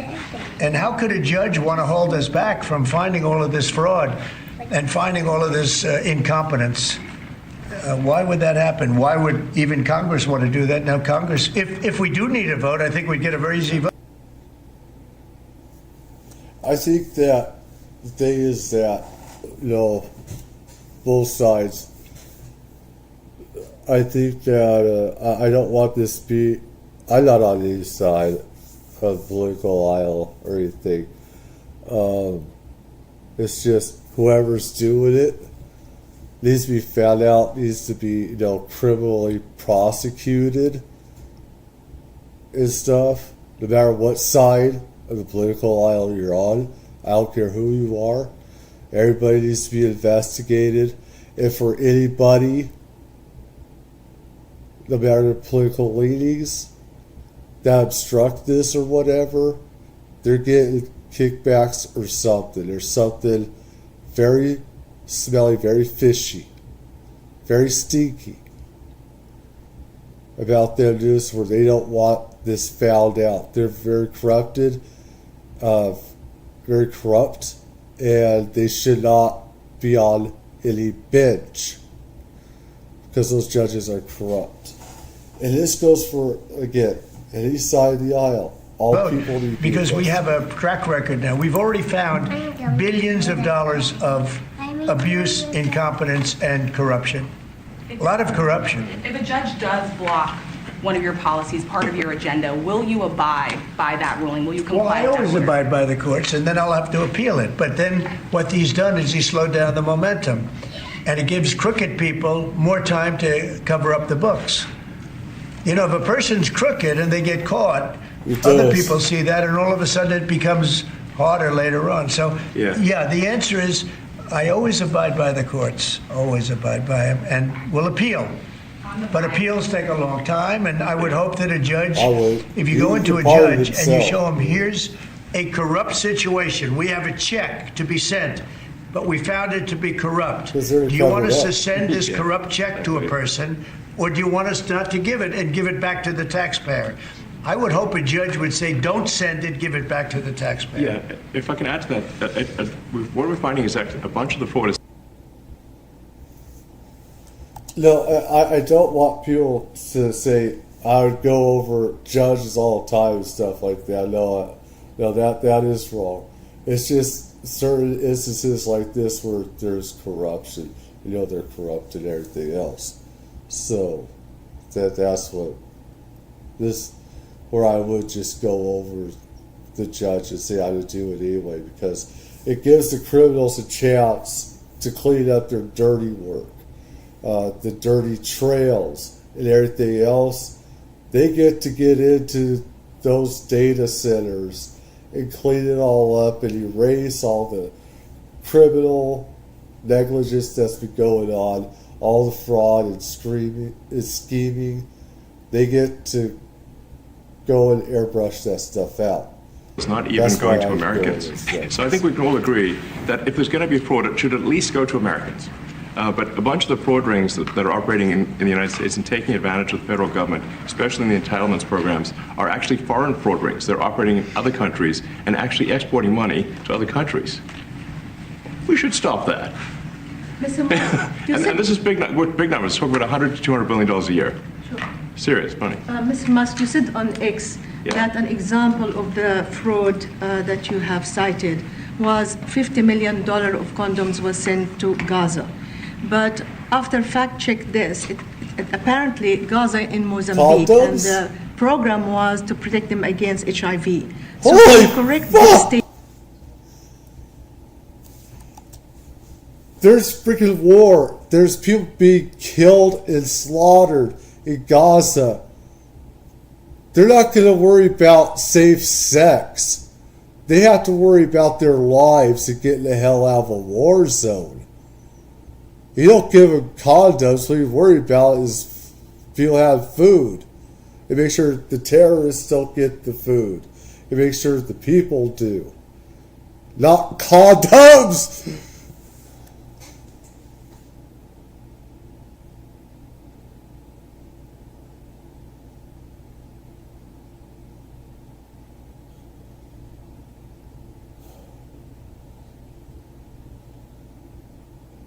Statements, it wasn't sent to Hamas actually, it was sent to Mozambique, which makes sense why condoms was sent there. Yeah. And how can we make sure that all the statements that you said were correct, so we can trust what you say? Well, first of all, some of the things that I say will be incorrect and should be corrected.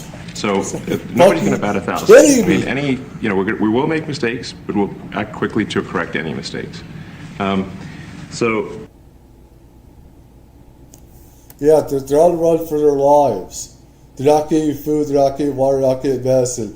But God forbid, if they can't have condoms, we gotta have our priorities, people. That they gotta have this.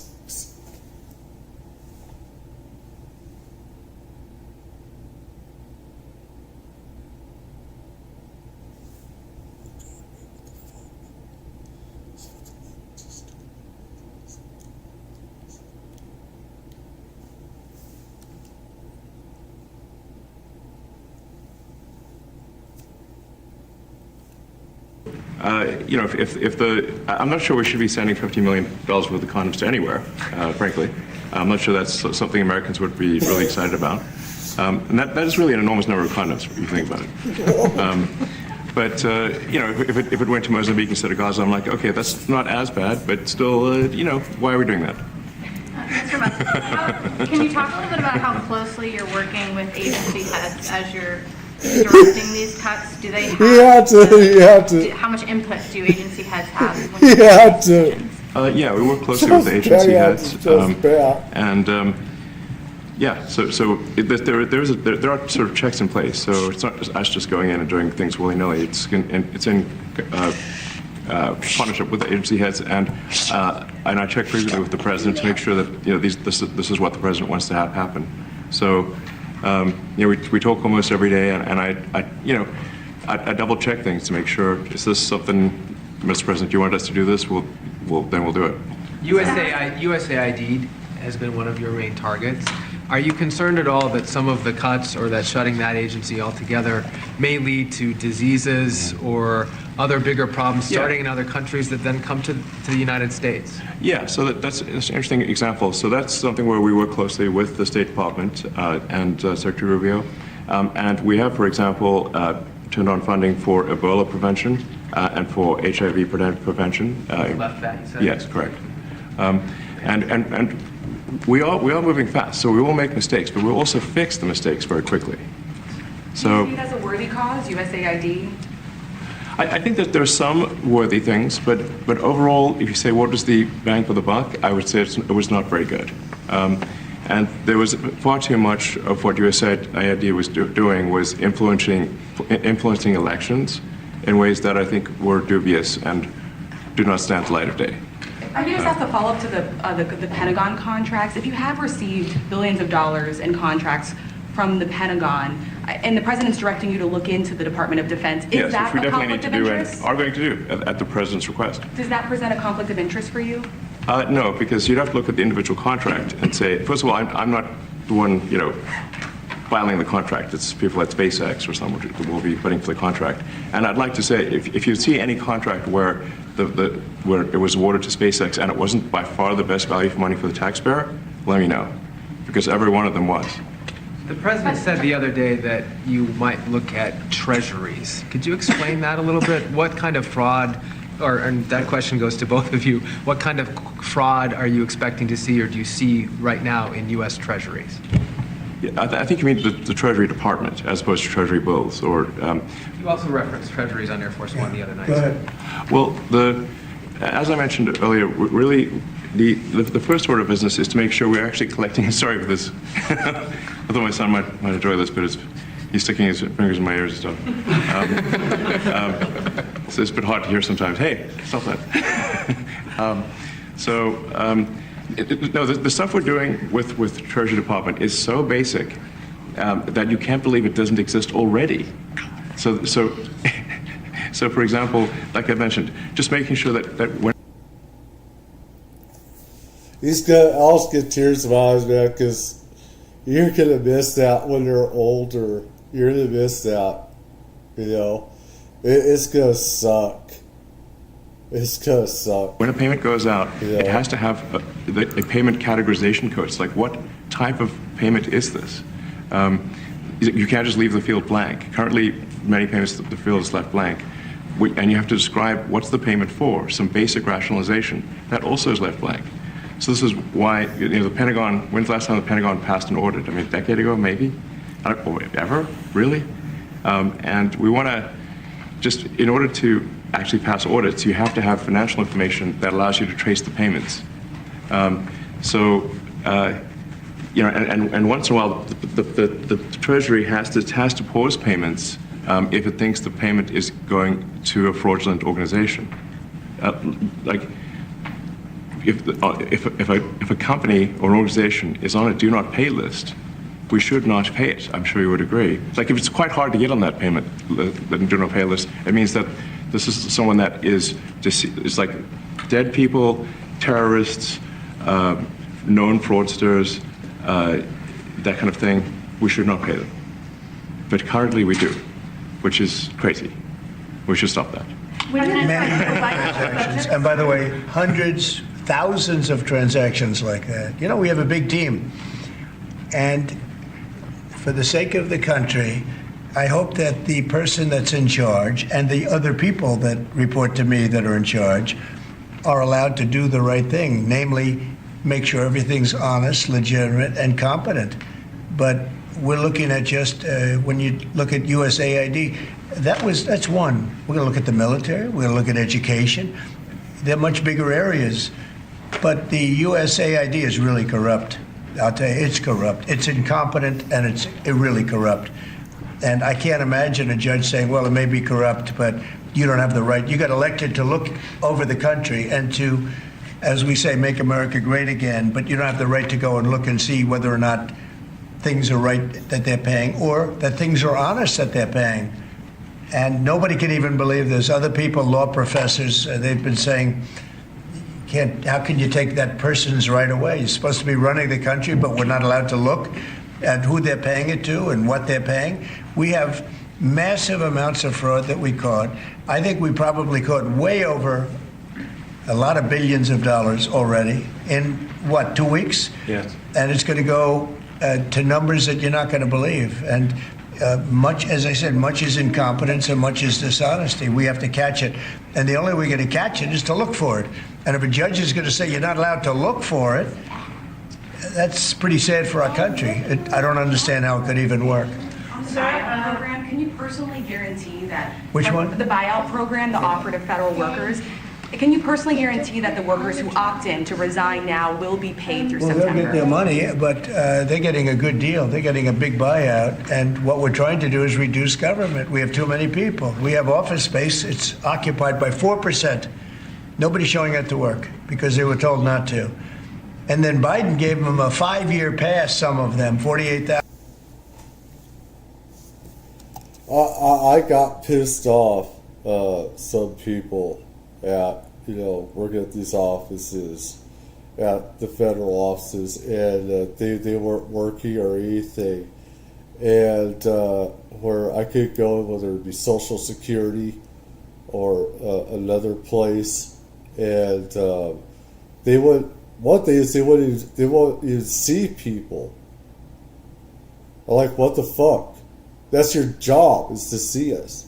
It's your job, to where you don't have it closed off and, as they say, just make an appointment. If you don't have an appointment, you can't come in. It's like, what the fuck?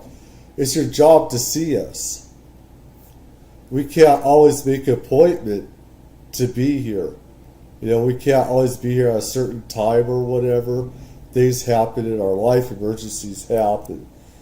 And it's just gotten lazy. This is our government work for the people, where they don't believe in working for the people. They don't believe in helping people. They just want to get paid and not do their jobs and stuff like that. And 1,000 of them, give them a 5-year pass, that for 5 years you don't have to show up to work. And let me tell you, this is largely, much of this stuff is because of Biden. It's his fault. He allowed this country, what he did on our border.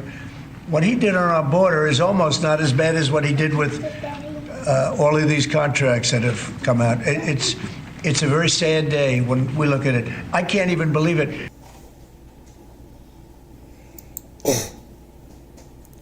Biden didn't know exactly. I mean, he knew, but he didn't. He was there, but he wasn't there. But anyways, let's see here. I want to go back to Jake Barber, but before we do, I have to put up this disclaimer again. Gotta take a couple pills real quick. Let's see. This is for news. Just for news. It's transformative. Freedom of the press.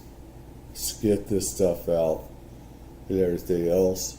When was this? This was 2 weeks ago here. I'm going over this. And one of my videos, they put back up that was blocked on Jake Barber. I'm also putting my own experiences and stuff like that.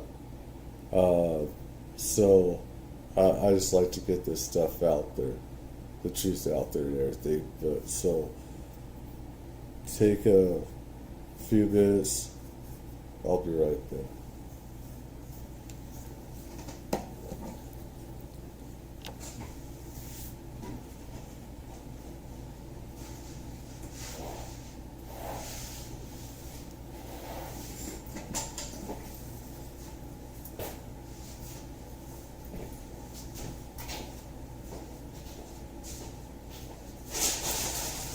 I got this in the fridge.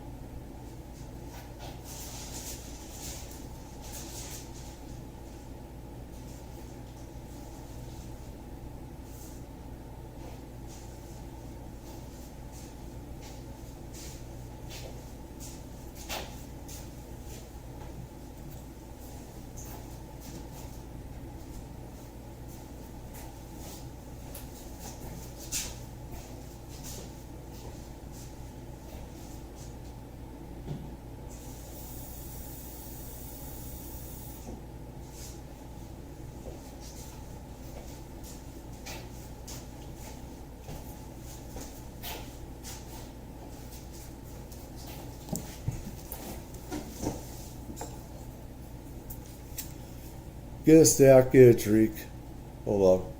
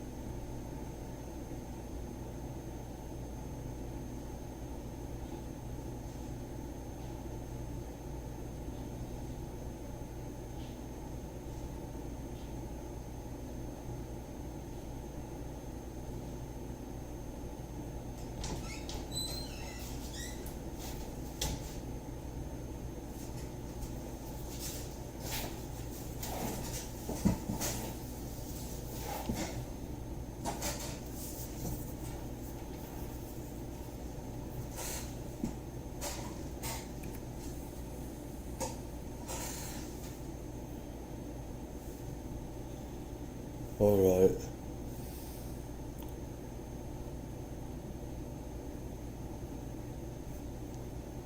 Or it's just there's timestamps of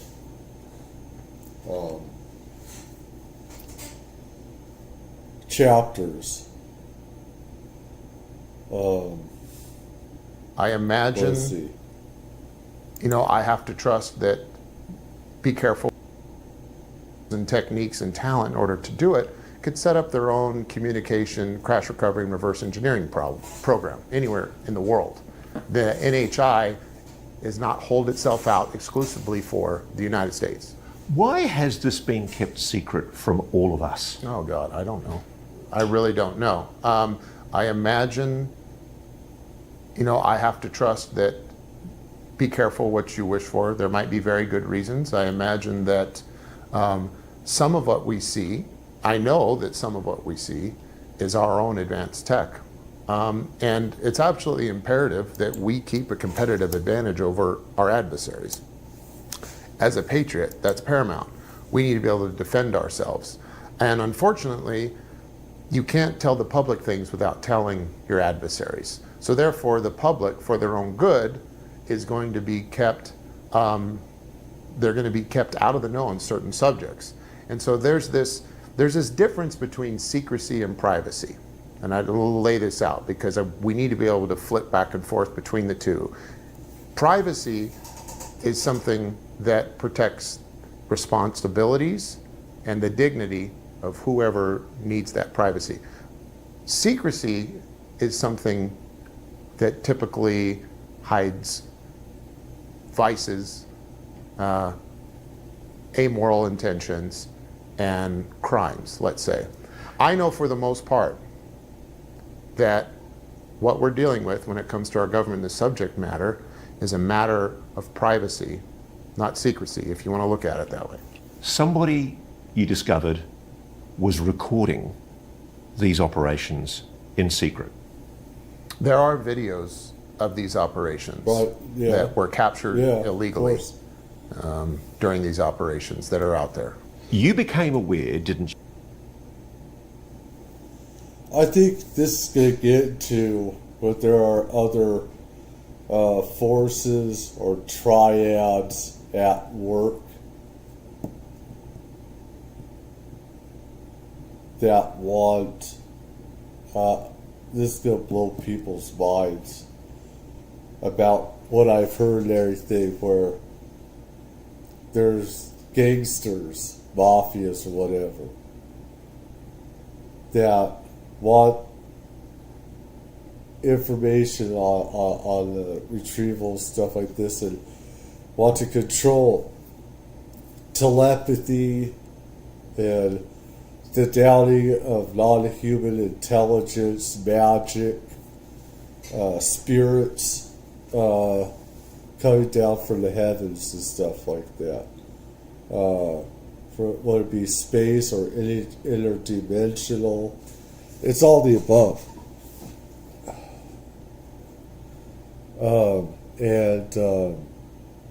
You, while you were doing these retrieval operations, that there was concern from a private aerospace company that certain computers had gone missing.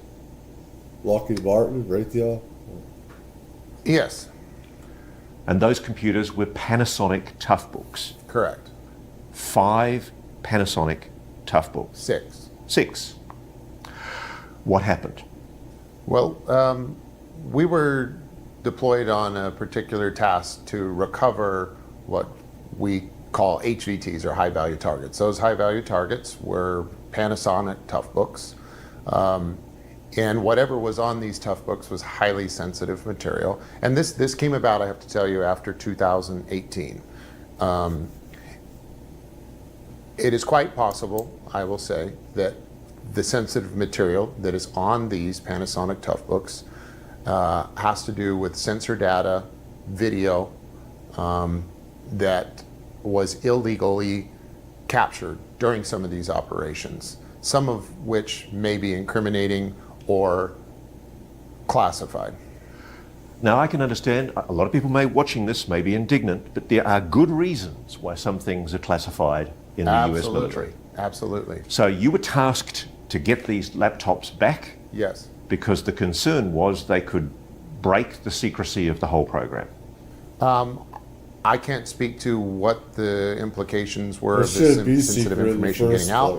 You know, my job's pretty simple. I get tasked on something, I get given a pretty narrow scope, and after doing this for 20 years, that's enough for me, because everything that I've done up until now is I've been very well taken care of, and everything, I trust the process by which we operate. So I'm only preloading it that way because that wasn't the case by the end of this operation. For the first time in my career, by the end of this operation, we began asking questions we've never asked, which is, who are we working for? What is going on? And why did it turn out to be that there were two seemingly adversarial parties trying to employ us to go after these HVTs? So what happened? So my team and I worked in coordination with our contact for this particular task.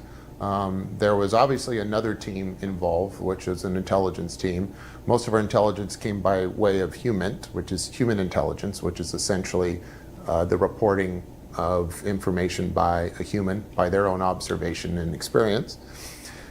And we recovered our first two tough books. They were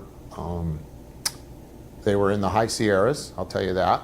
And we had first deployed, began recon on that. I have been right about this. I have been always right about this.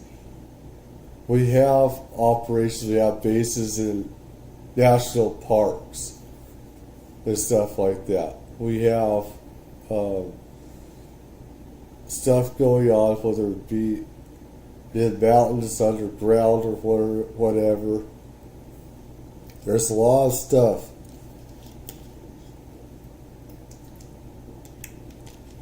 Including stuff that Grand Canyon, other places as well, that we do stuff, and different areas around different bases, stuff like that. And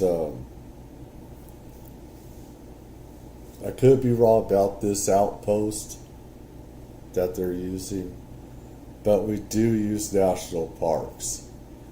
There's a reason why they're closed off. It's not just to protect the wildlife. That's BS. A good amount is, but there are other nefarious reasons. Because there's a lot of classified, there's a lot of paranormal stuff. A lot of paranormal stuff that happens in national parks. Particular target for the first two in the winter time, and there was tons of snow. So we continued to just observe that location in order to keep tabs on who might be coming and going. It's very remote. There's no way there. The only way to get there would be by foot or horse or helicopter. So we did a couple snow surveys, and at the time the snow was over 9 feet, so we had waited for the thaw before we would deploy to get these first two. Are you and your men armed? Yeah, we're always That's armed. way up there. Yeah. Because whoever this was is potentially very dangerous. I'm armed when I go to Starbucks, so that's not saying much, but we were armed, yeah. So what happened? So we recovered our first two tough books. We got back to our base location and then went through them and took photographs, discovered that the hard drives were missing, which is something we expected could be the case. We then took pictures and detailed reports of the tough books and the contents of the casing that we found them in, and we delivered them to a very familiar facility, which is consistent with the company we are working for. And then we went back to task and waited for more instructions on where to look next for the missing components of these computers, as well as the other tough books that were thought to have been out there. The next piece of intelligence that came through led us to a lake, a high altitude lake, and we found the hard drives in a sealed steel container 25 feet underwater. Wow. Yeah. So someone's going through a lot of effort in order to hide these things. But you can't blame them. I mean, this is worth a lot of money if you sell it to the right buyer. Yeah, depending upon what's on there. It was clear that, again, it was clear that whatever was hidden was highly sensitive to the employer of the task we were on and to whoever was in possession of these at the time they were being hidden. Yeah. At any stage, did you find yourself under threat? Yeah, so we didn't get much past that mission. We never recovered anymore. The very next time we went out, things got strange for me. And my spidey senses, my intuition was on high alert because our intel contact changed. The rhythm and style of our intel changed. I'll leave it at that. And when we deployed to the next location to begin our reconnaissance and in preparation for going to have a look around, the intelligence began to change last minute. Also, we were given a partnered air asset instead of using our own, and we took it in good faith. And as we got closer to the day in which we were going to deploy, intelligence kept changing. And so that raised my concern. We ended up going anyway. Yeah, that's not and right. When we got there, the HVTs were gone, and it was clear that when intelligence changes, you know something's wrong. You want solid. I mean, there's only a certain amount of times when you have operatives in the field that's gonna change so much. The mission should be probably nixed. You know something's been compromised when it's changed. 2 or 3 times, or 3 times or more. When it happens 3 or more times, you get suspicious about what's going on in the field. You know something has been compromised. If you're a field agent and stuff like that, you know something's up like that. You start to question, it's like, hey, what's going on with this guy or this? There's something, it's like it happens so many times.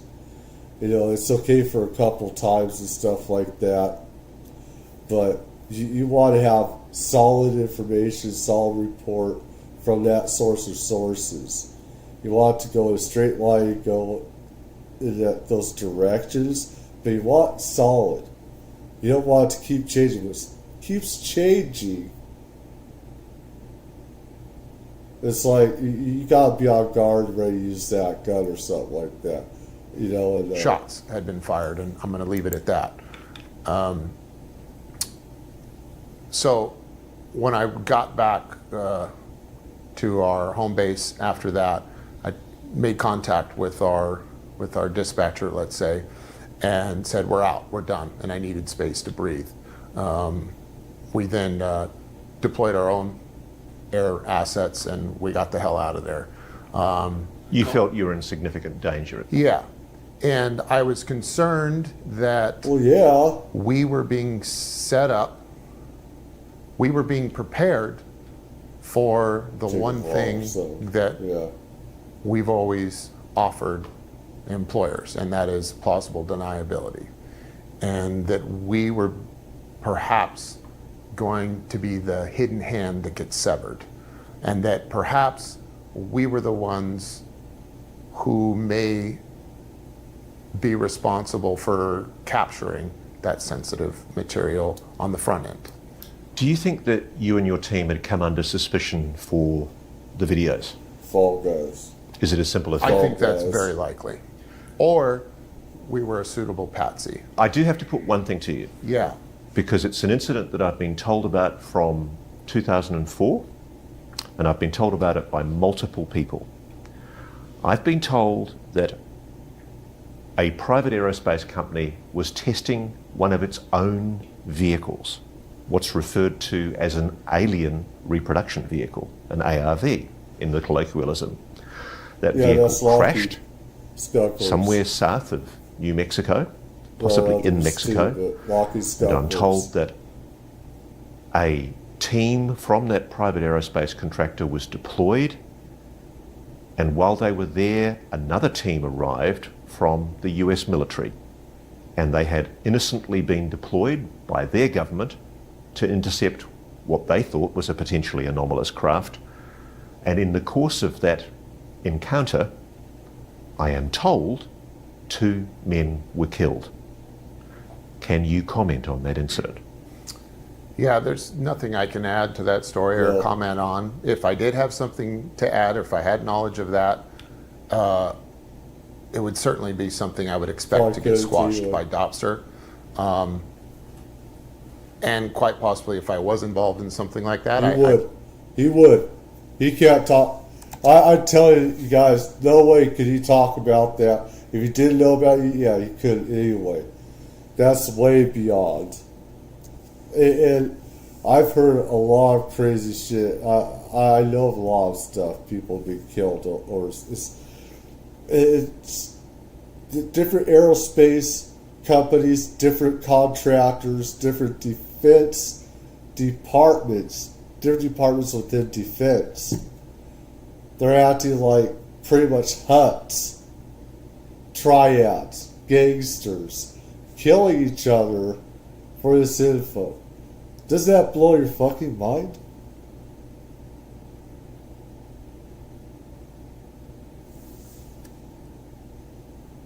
The reality is crazier than anyone's imagination. I probably wouldn't share it for one of my other reasons, which is maintaining the privacy and quality of life of my friends and family. It's too dangerous for you to talk about, potentially. It certainly, it would be, yeah.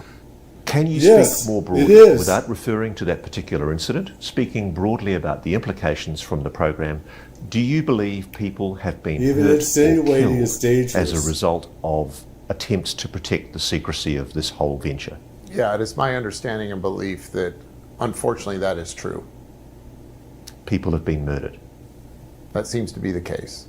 You were in a situation where what you were doing was plausibly deniable. You felt under threat. You were asking who you were working for. Who were you working for? Yeah, for the first time in my career, let me start by saying that for my entire career, both in the Air Force and as a contractor afterwards, I've been very well taken care of. I was given time off to get my head right when I needed to. I was given time to take care of my family. He is very lucky that they gave him time off. Usually they write you off right from the get-go, that your mind has been compromised, your well-being and mental health has been compromised, and they're just going to write you off, get somebody else in there.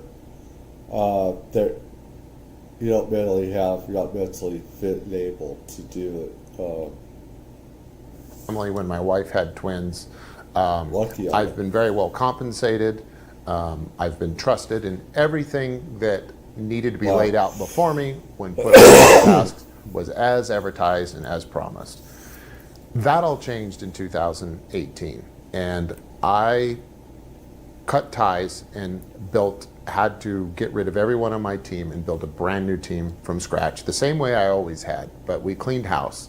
And I went back and recruited through very reliable sources the type of team members I always have from the places I always have.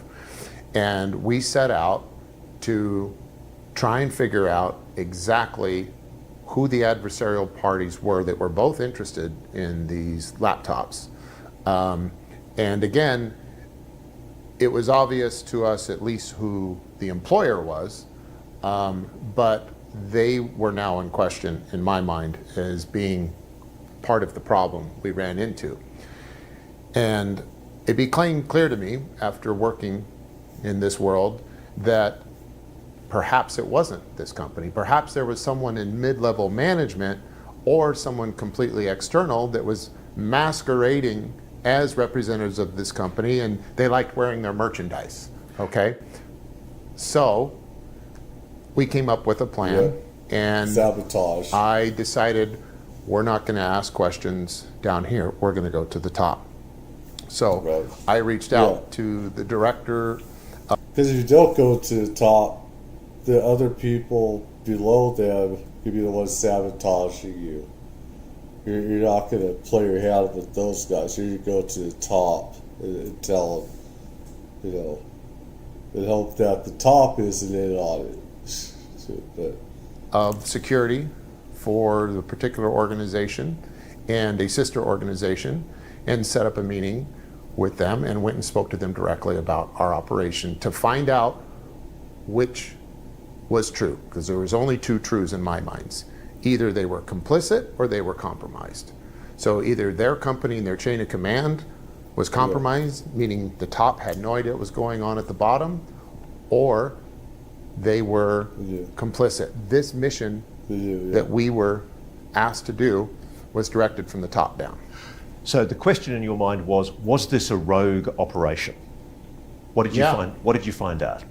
Well, I found out that the people at the top claimed to know nothing about it, and they didn't want to touch it with a 10-foot pole, and they advised me to leave it alone.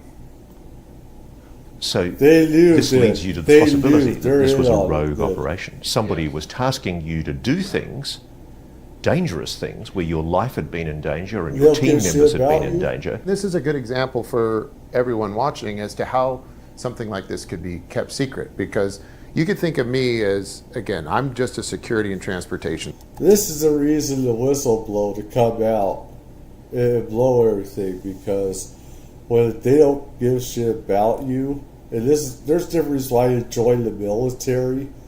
A lot because of secrecy and stuff like that I wasn't going to keep secret. I wouldn't do that. I don't believe that BS. So I was going to go in there in the military. But it's like when these places don't have your back and aren't willing to fight for you and will let you get shot at and killed, you're nothing but fodder. You're nothing but, you know, meat. A meat shield. You know, for bullets to go through. And this is the stuff of movies, except for it's real life. It's actually a nightmare. This is the kind of job you never want to have.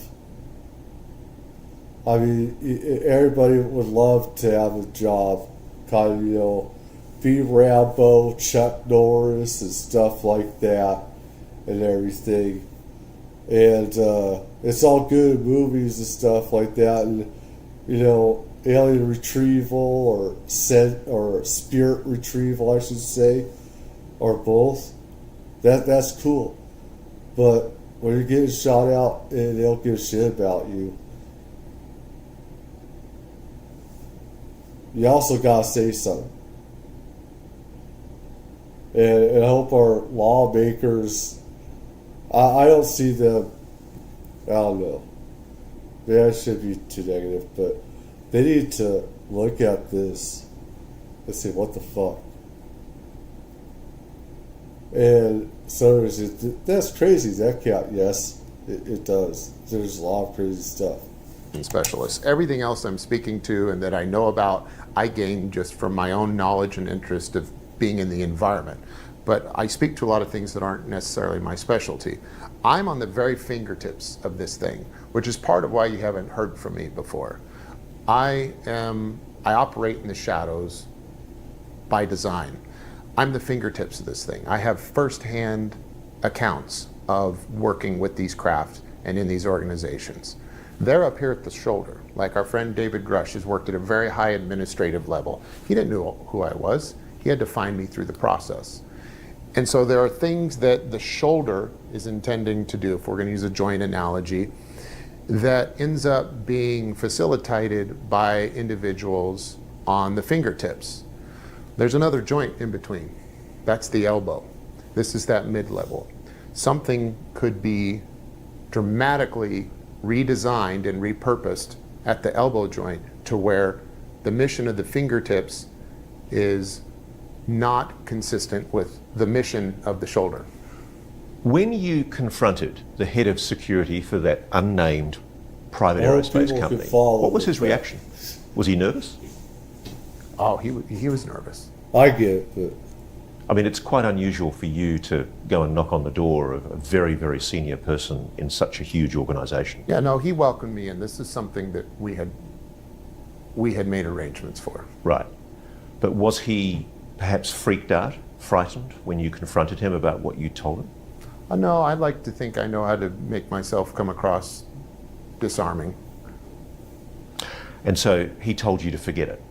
We had a lovely talk, actually. It was very personable, very congenial, and he shared concerns. Maybe I would go as far as say he had more concerns than I did, and he was at a point in his career where he didn't want to deal with this anymore. He was making changes in his career to try and distance himself. If he had any knowledge at all, it was clear he's trying to distance himself from it. He didn't want to get involved, but he did provide some advice on where we should go. If you look at the Inspector General function of any organization, that is certainly a place that he recommended we go, but he made it clear that there were some Inspector Generals that may be a better place to go than others. And is that what you did? Or so we're coming. No. So, yeah, this is common knowledge. There's some Inspector Generals that want to keep this hushed, that are compromised, and they're evil people. And they'll do you in, and you'll probably just get killed. They'll have your well-being or whatever. So, there's certain ones, and gotta know the right people before coming forward. I didn't do that. Why didn't you go to the Inspector General? Because these are the oversight agencies that the US government has set up to properly investigate these kind of abuses of power. It wasn't, at that point, you got to remember, I had lost all faith in everything. I was starting at ground zero. I even fired my whole team and was rebuilding my own network from the ground up. So at this top level, I'm a fingertips guy. So my knowledge of the shoulder, I was not going to go, I didn't know who to trust. So even going to an Inspector General, the expectation would be for me to just spill all. So I hadn't done my homework enough to where I felt comfortable going to an Inspector General, and I wasn't sure that that was going to provide me the outcome I wanted. So what did you do? So the first thing I did is I began expanding the list of people whose opinion I was going to ask. And through that process, I found myself reaching out to the one thing that was always my get out of jail free card, which was I knew if anything got bad, I could go to members of Congress, particularly the Senate Intelligence Committee, the monitor for the CIA, and plead my case and ask for help. So we started there. And unfortunately, that was a very disheartening experience, because me going there, asking for their help, very quickly turned into them asking for my help. You're kidding? No. Which was extremely disappointing, to say the least. But they were scared. They were asked. And through that process, I found myself reaching out to the one thing that was always my get out of jail free card, which was I knew if anything got bad, I could go to members of Congress, particularly the Senate Intelligence Committee, the monitor for the CIA, and plead my case and ask for help. So we started there. And unfortunately, that was a very disheartening experience, because me going there, asking for their help, very quickly turned into them asking for my help. You're kidding? No. Which was extremely disappointing, to say the least. But they were scared. They were scared, and they were running into their own problems of being in fear of, they were being harassed, and they were afraid for their own personal safety. So people investigating this UAP legacy program for Congress were feeling threatened. They were feeling threatened. And other people they were speaking to as sources were being threatened. And so they... Well, this is the reality, is that the people in the military, contractors, and these organizations that are doing all this stuff with alien retrieval, communications, and weaponizing extraterrestrial vehicles, stuff like that, re-engineering, is that they're willing to kill people to keep it a secret. They've been doing it since 1947. They've been doing that. A lot of murder has been happening. And usually with people, usually they say suicide, or it was a car crash, plane crash, or even senators or whatever, or people for the government. They say it's a car crash. It wasn't that. They were murdered.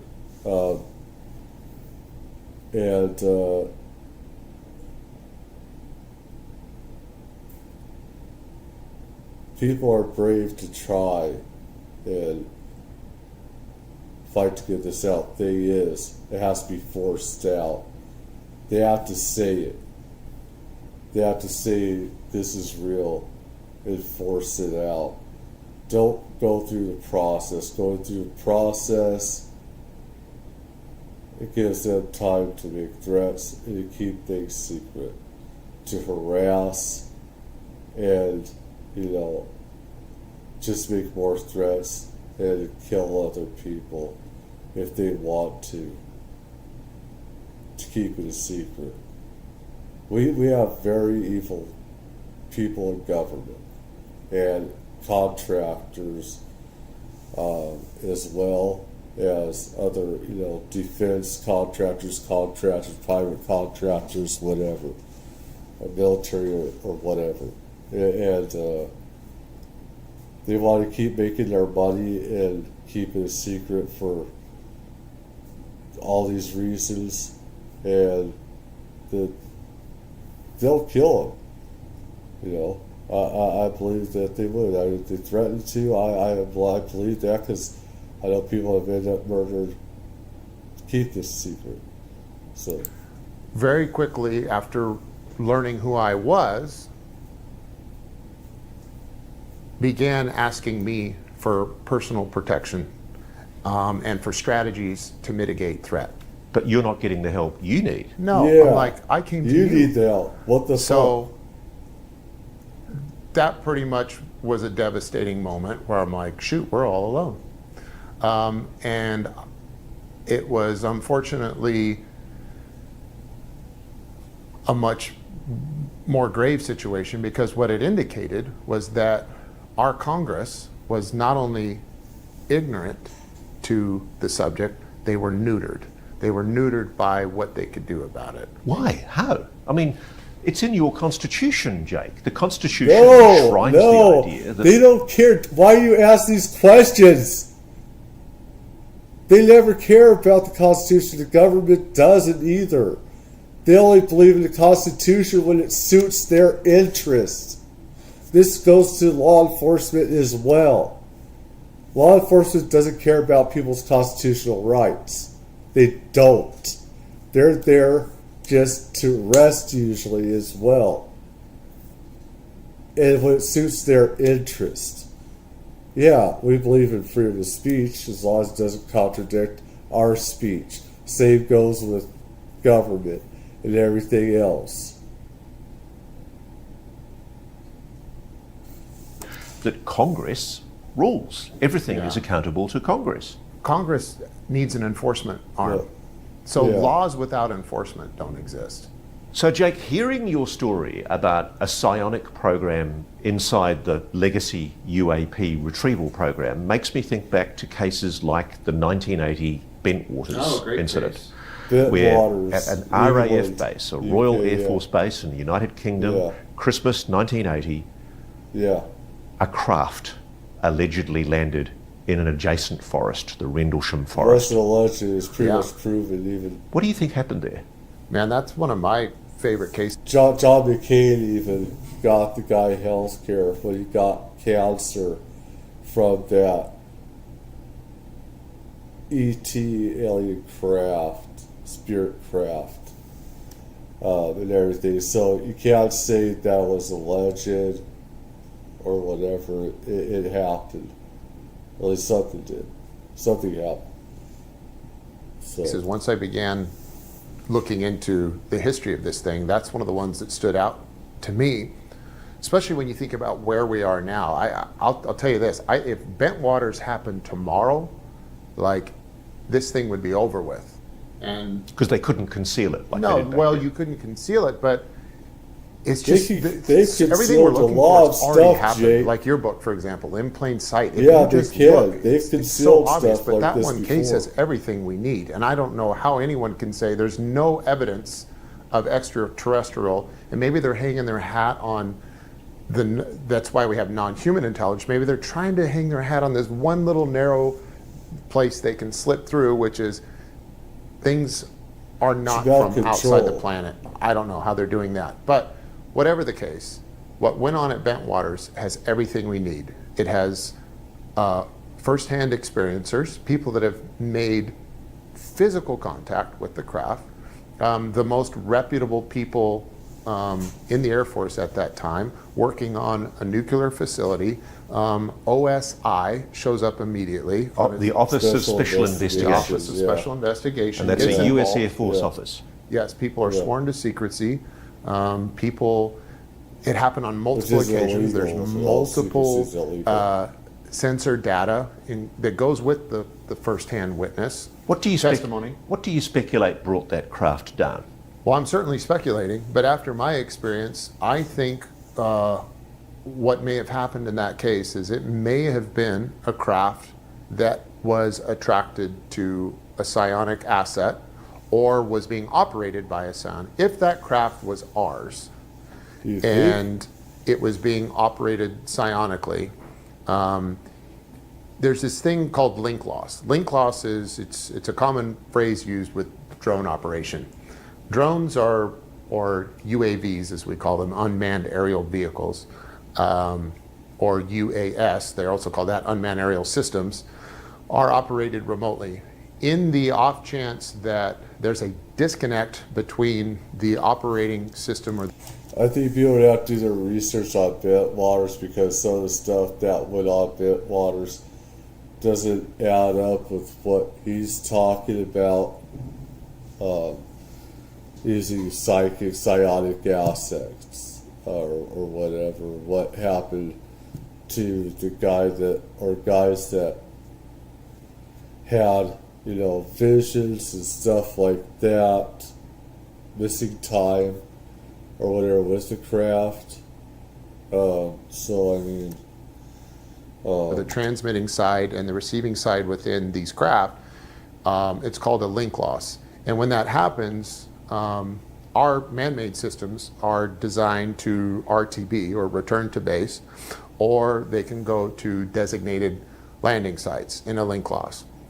So that same system would be deployed because commonly what happens with a psionic asset who is using a form of intuition and consciousness to connect with a craft, there's a disconnect, we call it, which is like link loss.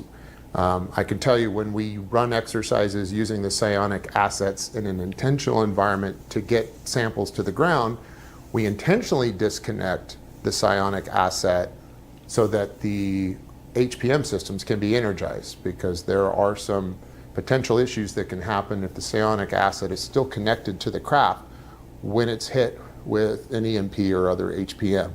I'm told part of their consciousness can stay in the craft. Yeah. It seems to be the case that the human being can suffer some form of cognitive injury by still being connected to that craft when that craft is de-energized. There is a case at the RAF Bentwaters, during the RAF Bentwaters incident in the United Kingdom. There was an airman called John Burrows who was exposed to what we now know was an extraordinary amount of gamma radiation, dangerous radiation. And he suffered quite terrible injuries, but had a terrible time persuading Veterans Affairs that he deserved medical assistance because he couldn't prove. It's classified. And usually they just, if a person's trying, they just kill him, to be honest. He's lucky he's alive that they shut him up and kill him or something about this. He does not how lucky he is. That this was an occupational exposure to radiation. Well, I can tell you, I came to know the name John Burrows because I've been seen by the same doctor as him, Dr. Gary Nolan, for the exact same reason. So what happened to you? We're not quite sure. But the first time I got exposed to what, in hindsight, is obviously a radiation exposure of some kind, is we were transporting HVTs. High-value targets. High-value target, which are, at this time, was a large sealed container. I'll tell you, I was near the continent of Africa. And after this particular mission, me and everyone on my team got extremely sick. How sick? Like physically ill in the hospital. Within weeks after this, I'd lost every hair on my body, which they call an alopecia, migrating alopecia. And I also lost the skin on my arms. So the skin's actually falling off your body? Yeah, like not just falling off, like it was lopping off within a couple of days, like a severe sunburn. This led to a series of all kinds of other, what I have learned since being with Dr. Nolan, is autoimmune issues. I ended up developing a severe heart murmur that I'd never had before, which is the same thing that John Burrows had. And throughout my career, I would have reoccurring autoimmune dysfunction when exposed to other things. I ended up recovering from that at the time, and because of the nature of my work was classified, the VA was only dealing with symptomology, not causation in the treatment of my injuries. And I didn't even really understand that it was radiation. So were you treated for radiation poisoning? No, I was not. Are you being now? No, I'm not being treated now for radiation poisoning. But you're being investigated for what sounds like a radiation exposure. Yeah, because I had other occurrences later in my career after 9/11 when I left my enlisted capacity and went to work as a contractor. I've had other episodes where I've had other illnesses, and I've lost the hair on my body and patched out several times. And to me, I don't know if my fear is that there's something permanently broken that might show up in the form of cancer or God knows what later in life, and we're going to be way behind in trying to figure out how to deal with it. So I did leave the service with a service-connected disability through the VA, and so I'm getting treatment through the Palo Alto VA under the supervision of Dr. Gary Nolan right now, and he's dedicating his expertise and his clout to get me the best treatment I can get. Now, Professor Gary Nolan is one of the world's top immunologists, hugely respected scientist who has, as I understand it, he's spoken publicly that he's been involved in a program for an intelligence agency investigating Havana syndrome. Yes. So does it give you some comfort that you're now getting the medical help that you should have got all those years ago? Hell yeah, it does. And plus, he's got the best bedside manner I've ever experienced. So. But clearly, because of the covert nature of the job you were doing, you weren't told what you'd been exposed to, were you? No. We transported what we called mystery boxes all the time. I have no idea. It could have been empty. It probably wasn't empty, but we don't know what was inside the boxes. And what were you told if somebody tried to seize that box? What was I told? No, what were your orders? We maintained the authority to use lethal force if anyone tried to seize those boxes. So whatever that box was, it was extremely valuable to the US government. That's correct. I have to say, Jake, the idea that you would be so recklessly exposed. You know, a person who's clearly patriotic, somebody who's clearly been a highly trained operator at the elite levels of special operations in the US military.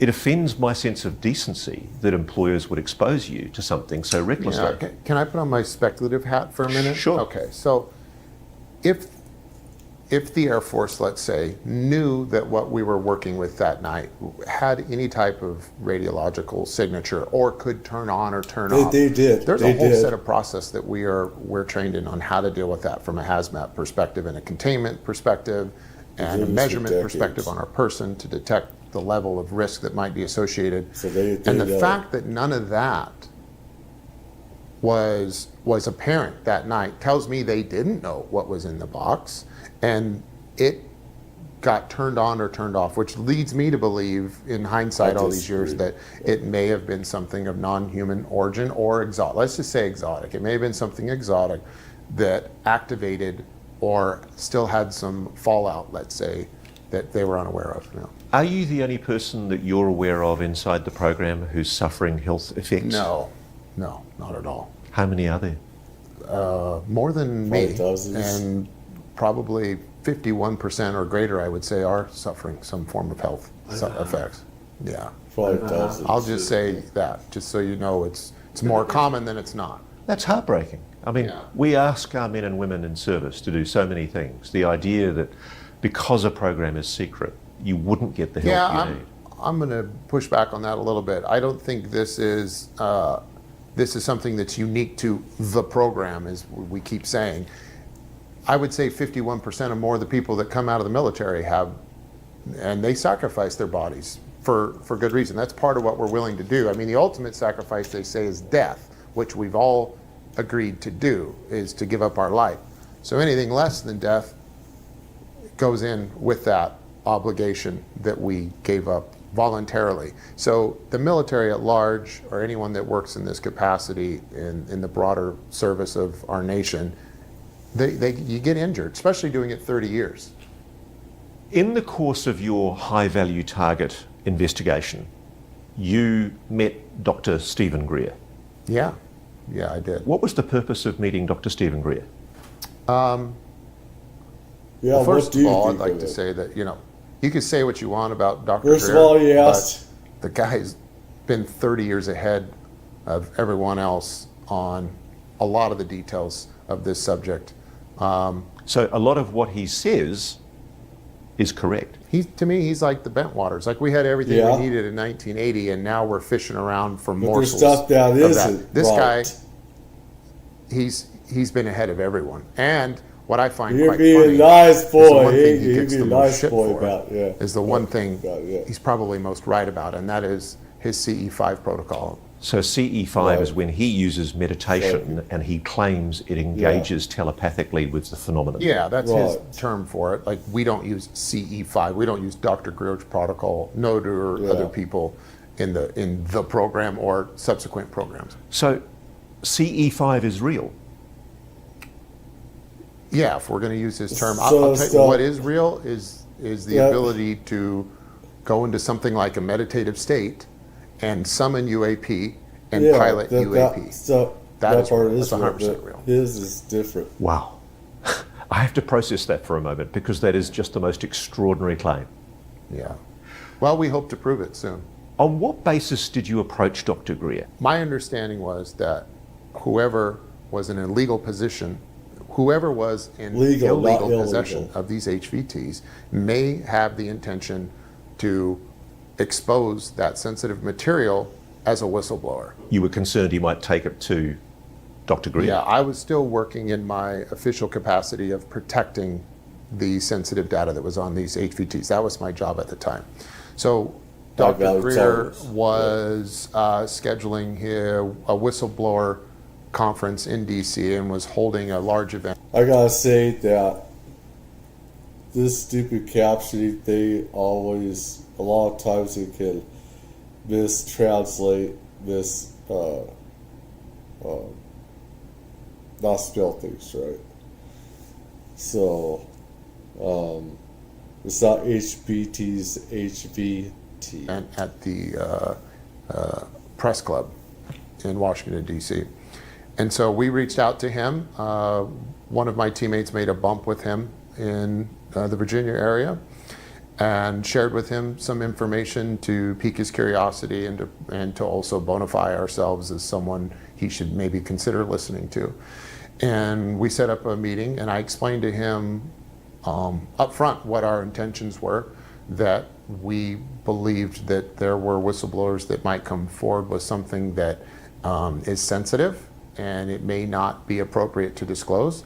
And I asked to become, asked to be put in a position of authority with him where I could vet his whistleblowers. So we offered our service to help vet whistleblowers at the time, thinking our guys, whoever had these HVTs, might show up with the contents.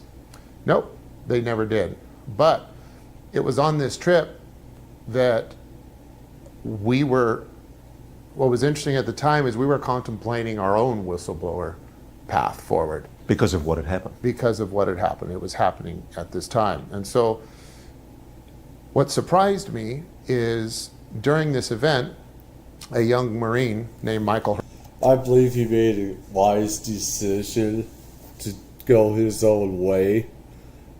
Stephen Greer has his own purpose, his own agenda, and stuff like that. You gotta be yourself. You go your own way. Hope you don't get killed or something doesn't happen to you. This is why so many other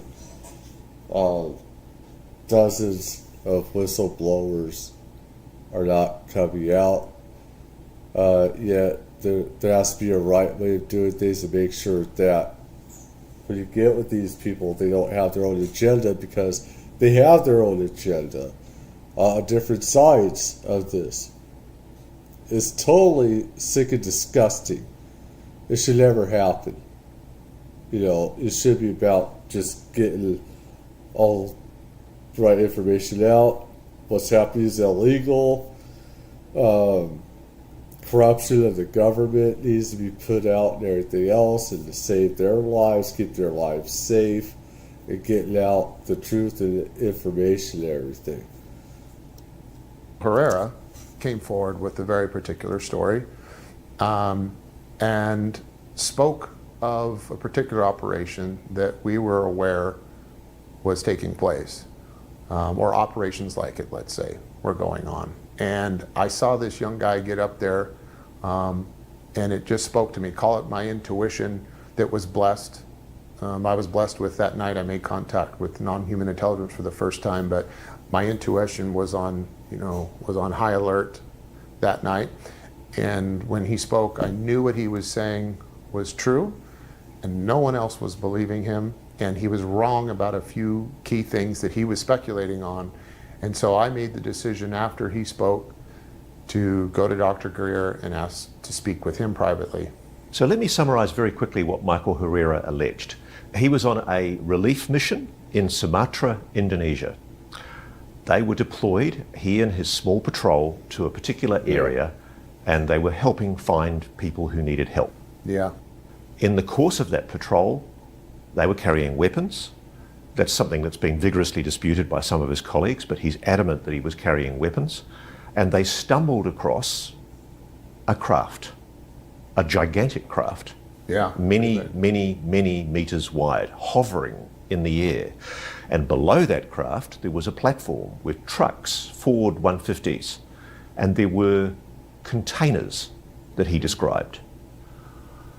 That pushed buttons with you, what he described, didn't he? He told the Greer Disclosure Conference, which was in 2023, that the paramilitaries pointed their weapons and threatened to kill the Marines, that they were American, they took their guns off them, and they basically threatened that they were going to be killed. Yeah, right. That's exactly what he talked about. Basically, they were told, eventually they were released, they were told to walk away. Their weapons were unchambered, there were no rounds in the weapons, and they were told to walk away. They allowed them to leave, but they were told not to look back. Yeah, I can't speak to all that, and let me be clear.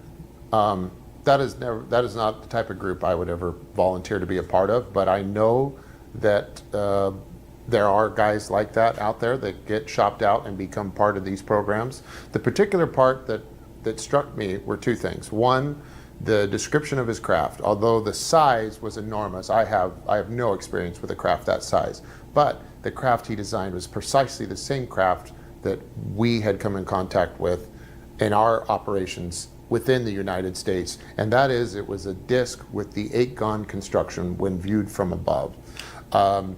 The other thing was he spoke of the containers, and his initial speculation was that they must have been moving drugs because they had something on the top that looked like some sort of HVAC system of some kind. And I knew right away those were the same type of containers we use for the PSY team when they're operating and being transported. So what are the containers used for? The containers are used for transportation of the PSY team and also just as an operating base. It's a mobile operating base. And so this quickly went off the rails because for some reason the term human trafficking got put into the story after, or got put into the minds of the people that were hearing his story after I got involved. So what did Michael Herrera think? He thought they were either gun running or drug running, didn't he? Yeah, he thought they were, that's what he assumed, they were running drugs. And I knew that those type of containers, when associated with that craft, were used for the PSY team. That's why they had mini split HVAC units on the top, provide comfortable environments inside for humans for either transportation or for operation. You can operate inside those containers. And they're sealed. They're kind of like a Faraday cage in that regard, where it allows you to concentrate. If you're going to operate from those, you can concentrate on your work as a PSY asset, or they're used to mobilize. So clearly, whoever those men were, they were American, they were private military contractors, and they weren't very friendly. No. Are they the people that you feel pose a threat at times to the legitimate operations of the program? Yeah, I think it doesn't take... The thing with Herrera, I did a piece on that as well. And I believe that could have happened. I know that we do special operations in Southeast Asia, Indonesia, stuff like that. And it was all from stupid 9/11 thing, proxy wars. It's also to fight extreme Muslim Islam that infects the area over there. And this is part of George Bush Jr.'s agenda and stuff like that, where, you know, my father said, he told me, he said, we could be anywhere around the world just like that in a couple hours or whatever. Like real fast, you know, just like that, the blink of an eye and stuff. And we use these craft also for transport. I do believe that weapons could have this stuff. Whether it was cocaine, I would want to believe that, but hey, I know CIA is a piece of shit agency that would do stuff like that because they did put our own streets. They put cocaine in our own streets. So I can believe it. I mean, he's for the government. He's a proponent of that. Me, I know a lot of the BS, the evils of the government, where I don't like it. And that's because of my own experiences, personal experiences of what I know and stuff like that. So me and him, Jake, we're going to have issues with that. I'm not going to change, you know. He's not going to change, you know, and stuff. So, I mean, it's just what is what it is.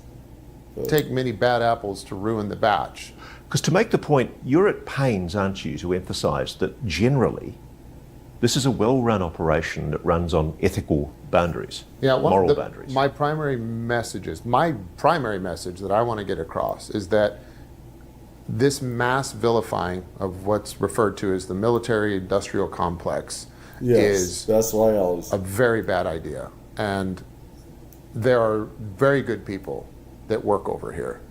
Not just good, the best and brightest that America has to offer.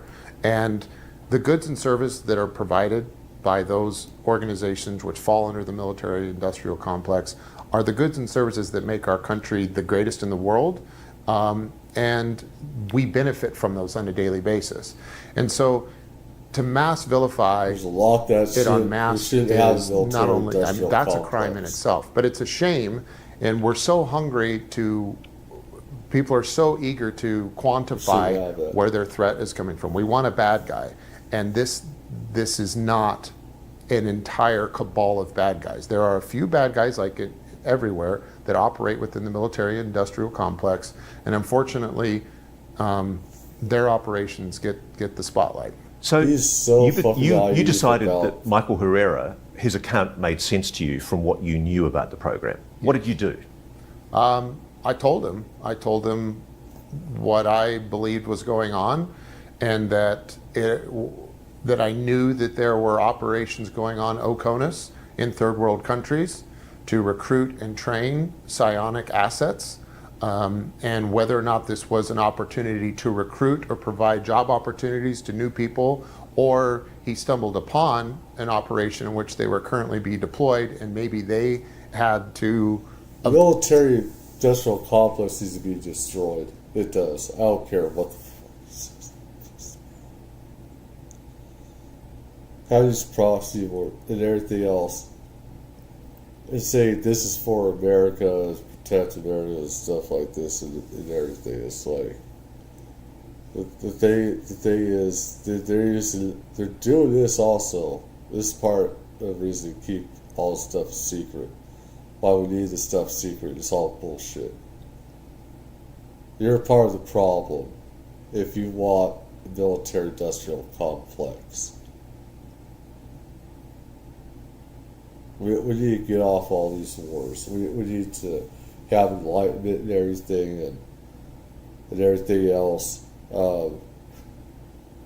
We need to go to space. We need to colonize, other planets, places. Get off this rocket from destroying this beautiful planet and everything else. I have evacuate themselves from that area because of the natural disaster. Who knows? But that's all speculation. There's two implications that come out of that. Firstly, we're recruiting psionics from Indonesia, a foreign country. Yeah. Are those people given? Are they voluntarily going? Are they? Yeah, it's my understanding they're very well taken care of. You have to think, and this is where the human trafficking idea was a very unfortunate turn in Michael's story, especially after my involvement with it, because now, oh great, now we got this guy that is at least somewhat indirectly informed that there's a human trafficking operation. And when we talk about human trafficking, we think of sex trade and all kinds of other things. And this is not it at all. It is my understanding that the programs that are conducted to recruit psionic assets in third world countries, these people come willingly. And if you were to go down there and try and liberate them with any time, the problem is that you're weaponizing them. You're using them as weapons in a lot of ways. This is the fucking problem. Pisses me off. You need to recognize that as well. It's that they're being used as fucking weapons and everything else. They're using it for military reasons. What the fuck don't you understand about that? What the fuck?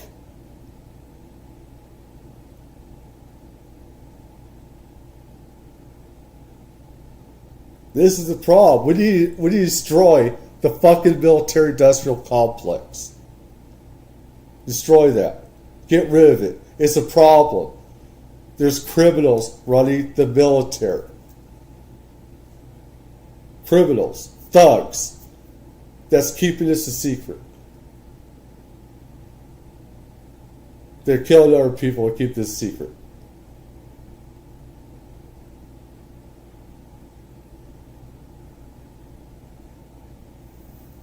Are you fucking kidding me? I have a lot more experience than you do about this stuff. I have a lot more. I have to, oh my God. What do I know? Holy shit. Type of, liberation army. you would be liberating people that don't want to be liberated. They get very well taken care of, they get fed. There's actually a sense of pride, especially within the Native American communities that have been involved in this program that do cooperate outside of CONUS as well. There's a sense of pride with... The problem is that it's being weaponized and everything else, all right? You have other dark forces in the military and contractors, whether it's military or otherwise. You have evil people involved in this. You gotta get the fucking military out of this. You gotta keep intelligence and the military out of this. With this skill and ability. And so, again, this is another example of, it's almost like we want there to be darkness in this area. And there is not darkness. And I'll tell you, by nature of my experience, as I shared, non-human intelligence itself does not operate that way. And so these people that are, whose skills are nurtured, are basking in a glow of light, I would assume, most of the time when they're doing their work. For them, it's a very positive experience, very positive engaging experience. Spiritually with this phenomenon. Yeah, that's what you say. They're basking in some divinely beautiful frequency in order to do the work properly. The implications from what you're saying are that if Michael Herrera is telling the truth, if he really did see a gigantic... I'm done. And I'm done with this bullshit. I'm done with this. I flew off the handle. Man, I'm wrong how I interpret what he's saying, but I'm not wrong in any way about how the government and military contractors, you got Lockheed, you got Hughes and all these other, you got BlackRock, you got Raytheon, you got DARPA, you got these defense contractors that gotta be taken out of.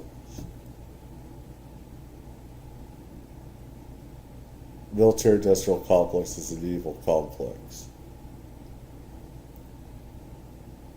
Keep the military out of stuff that is meant, that should be there to help the people.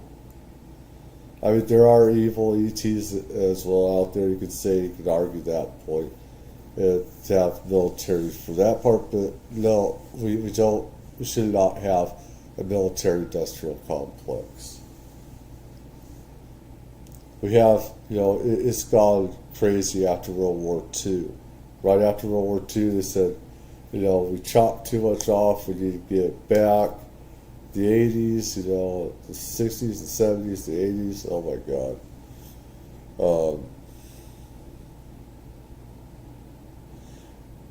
And how it changed from the 40s to what it is now. You had Reagan, where, while modernized the military, have the military industrial complex, and, they had Clinton, Obama that wanted to chop a lot of it, but keep things secret. What you have is the secret part of the industrial complex going underground, recreating a lot more dirt, deep underground bases, stuff like that. And to keep feeding the machine, we have these secret projects. We're keeping them secret. We went underground, whereas before we couldn't keep everything a secret.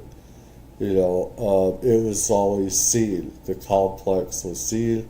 And this is why they kill people, to keep it a secret. Because a lot of these contractors and stuff like that, and people in military and intelligence centers are making hundreds of thousands of dollars off of this stuff. They don't want it unclassified. Yeah, I got huge issues with this.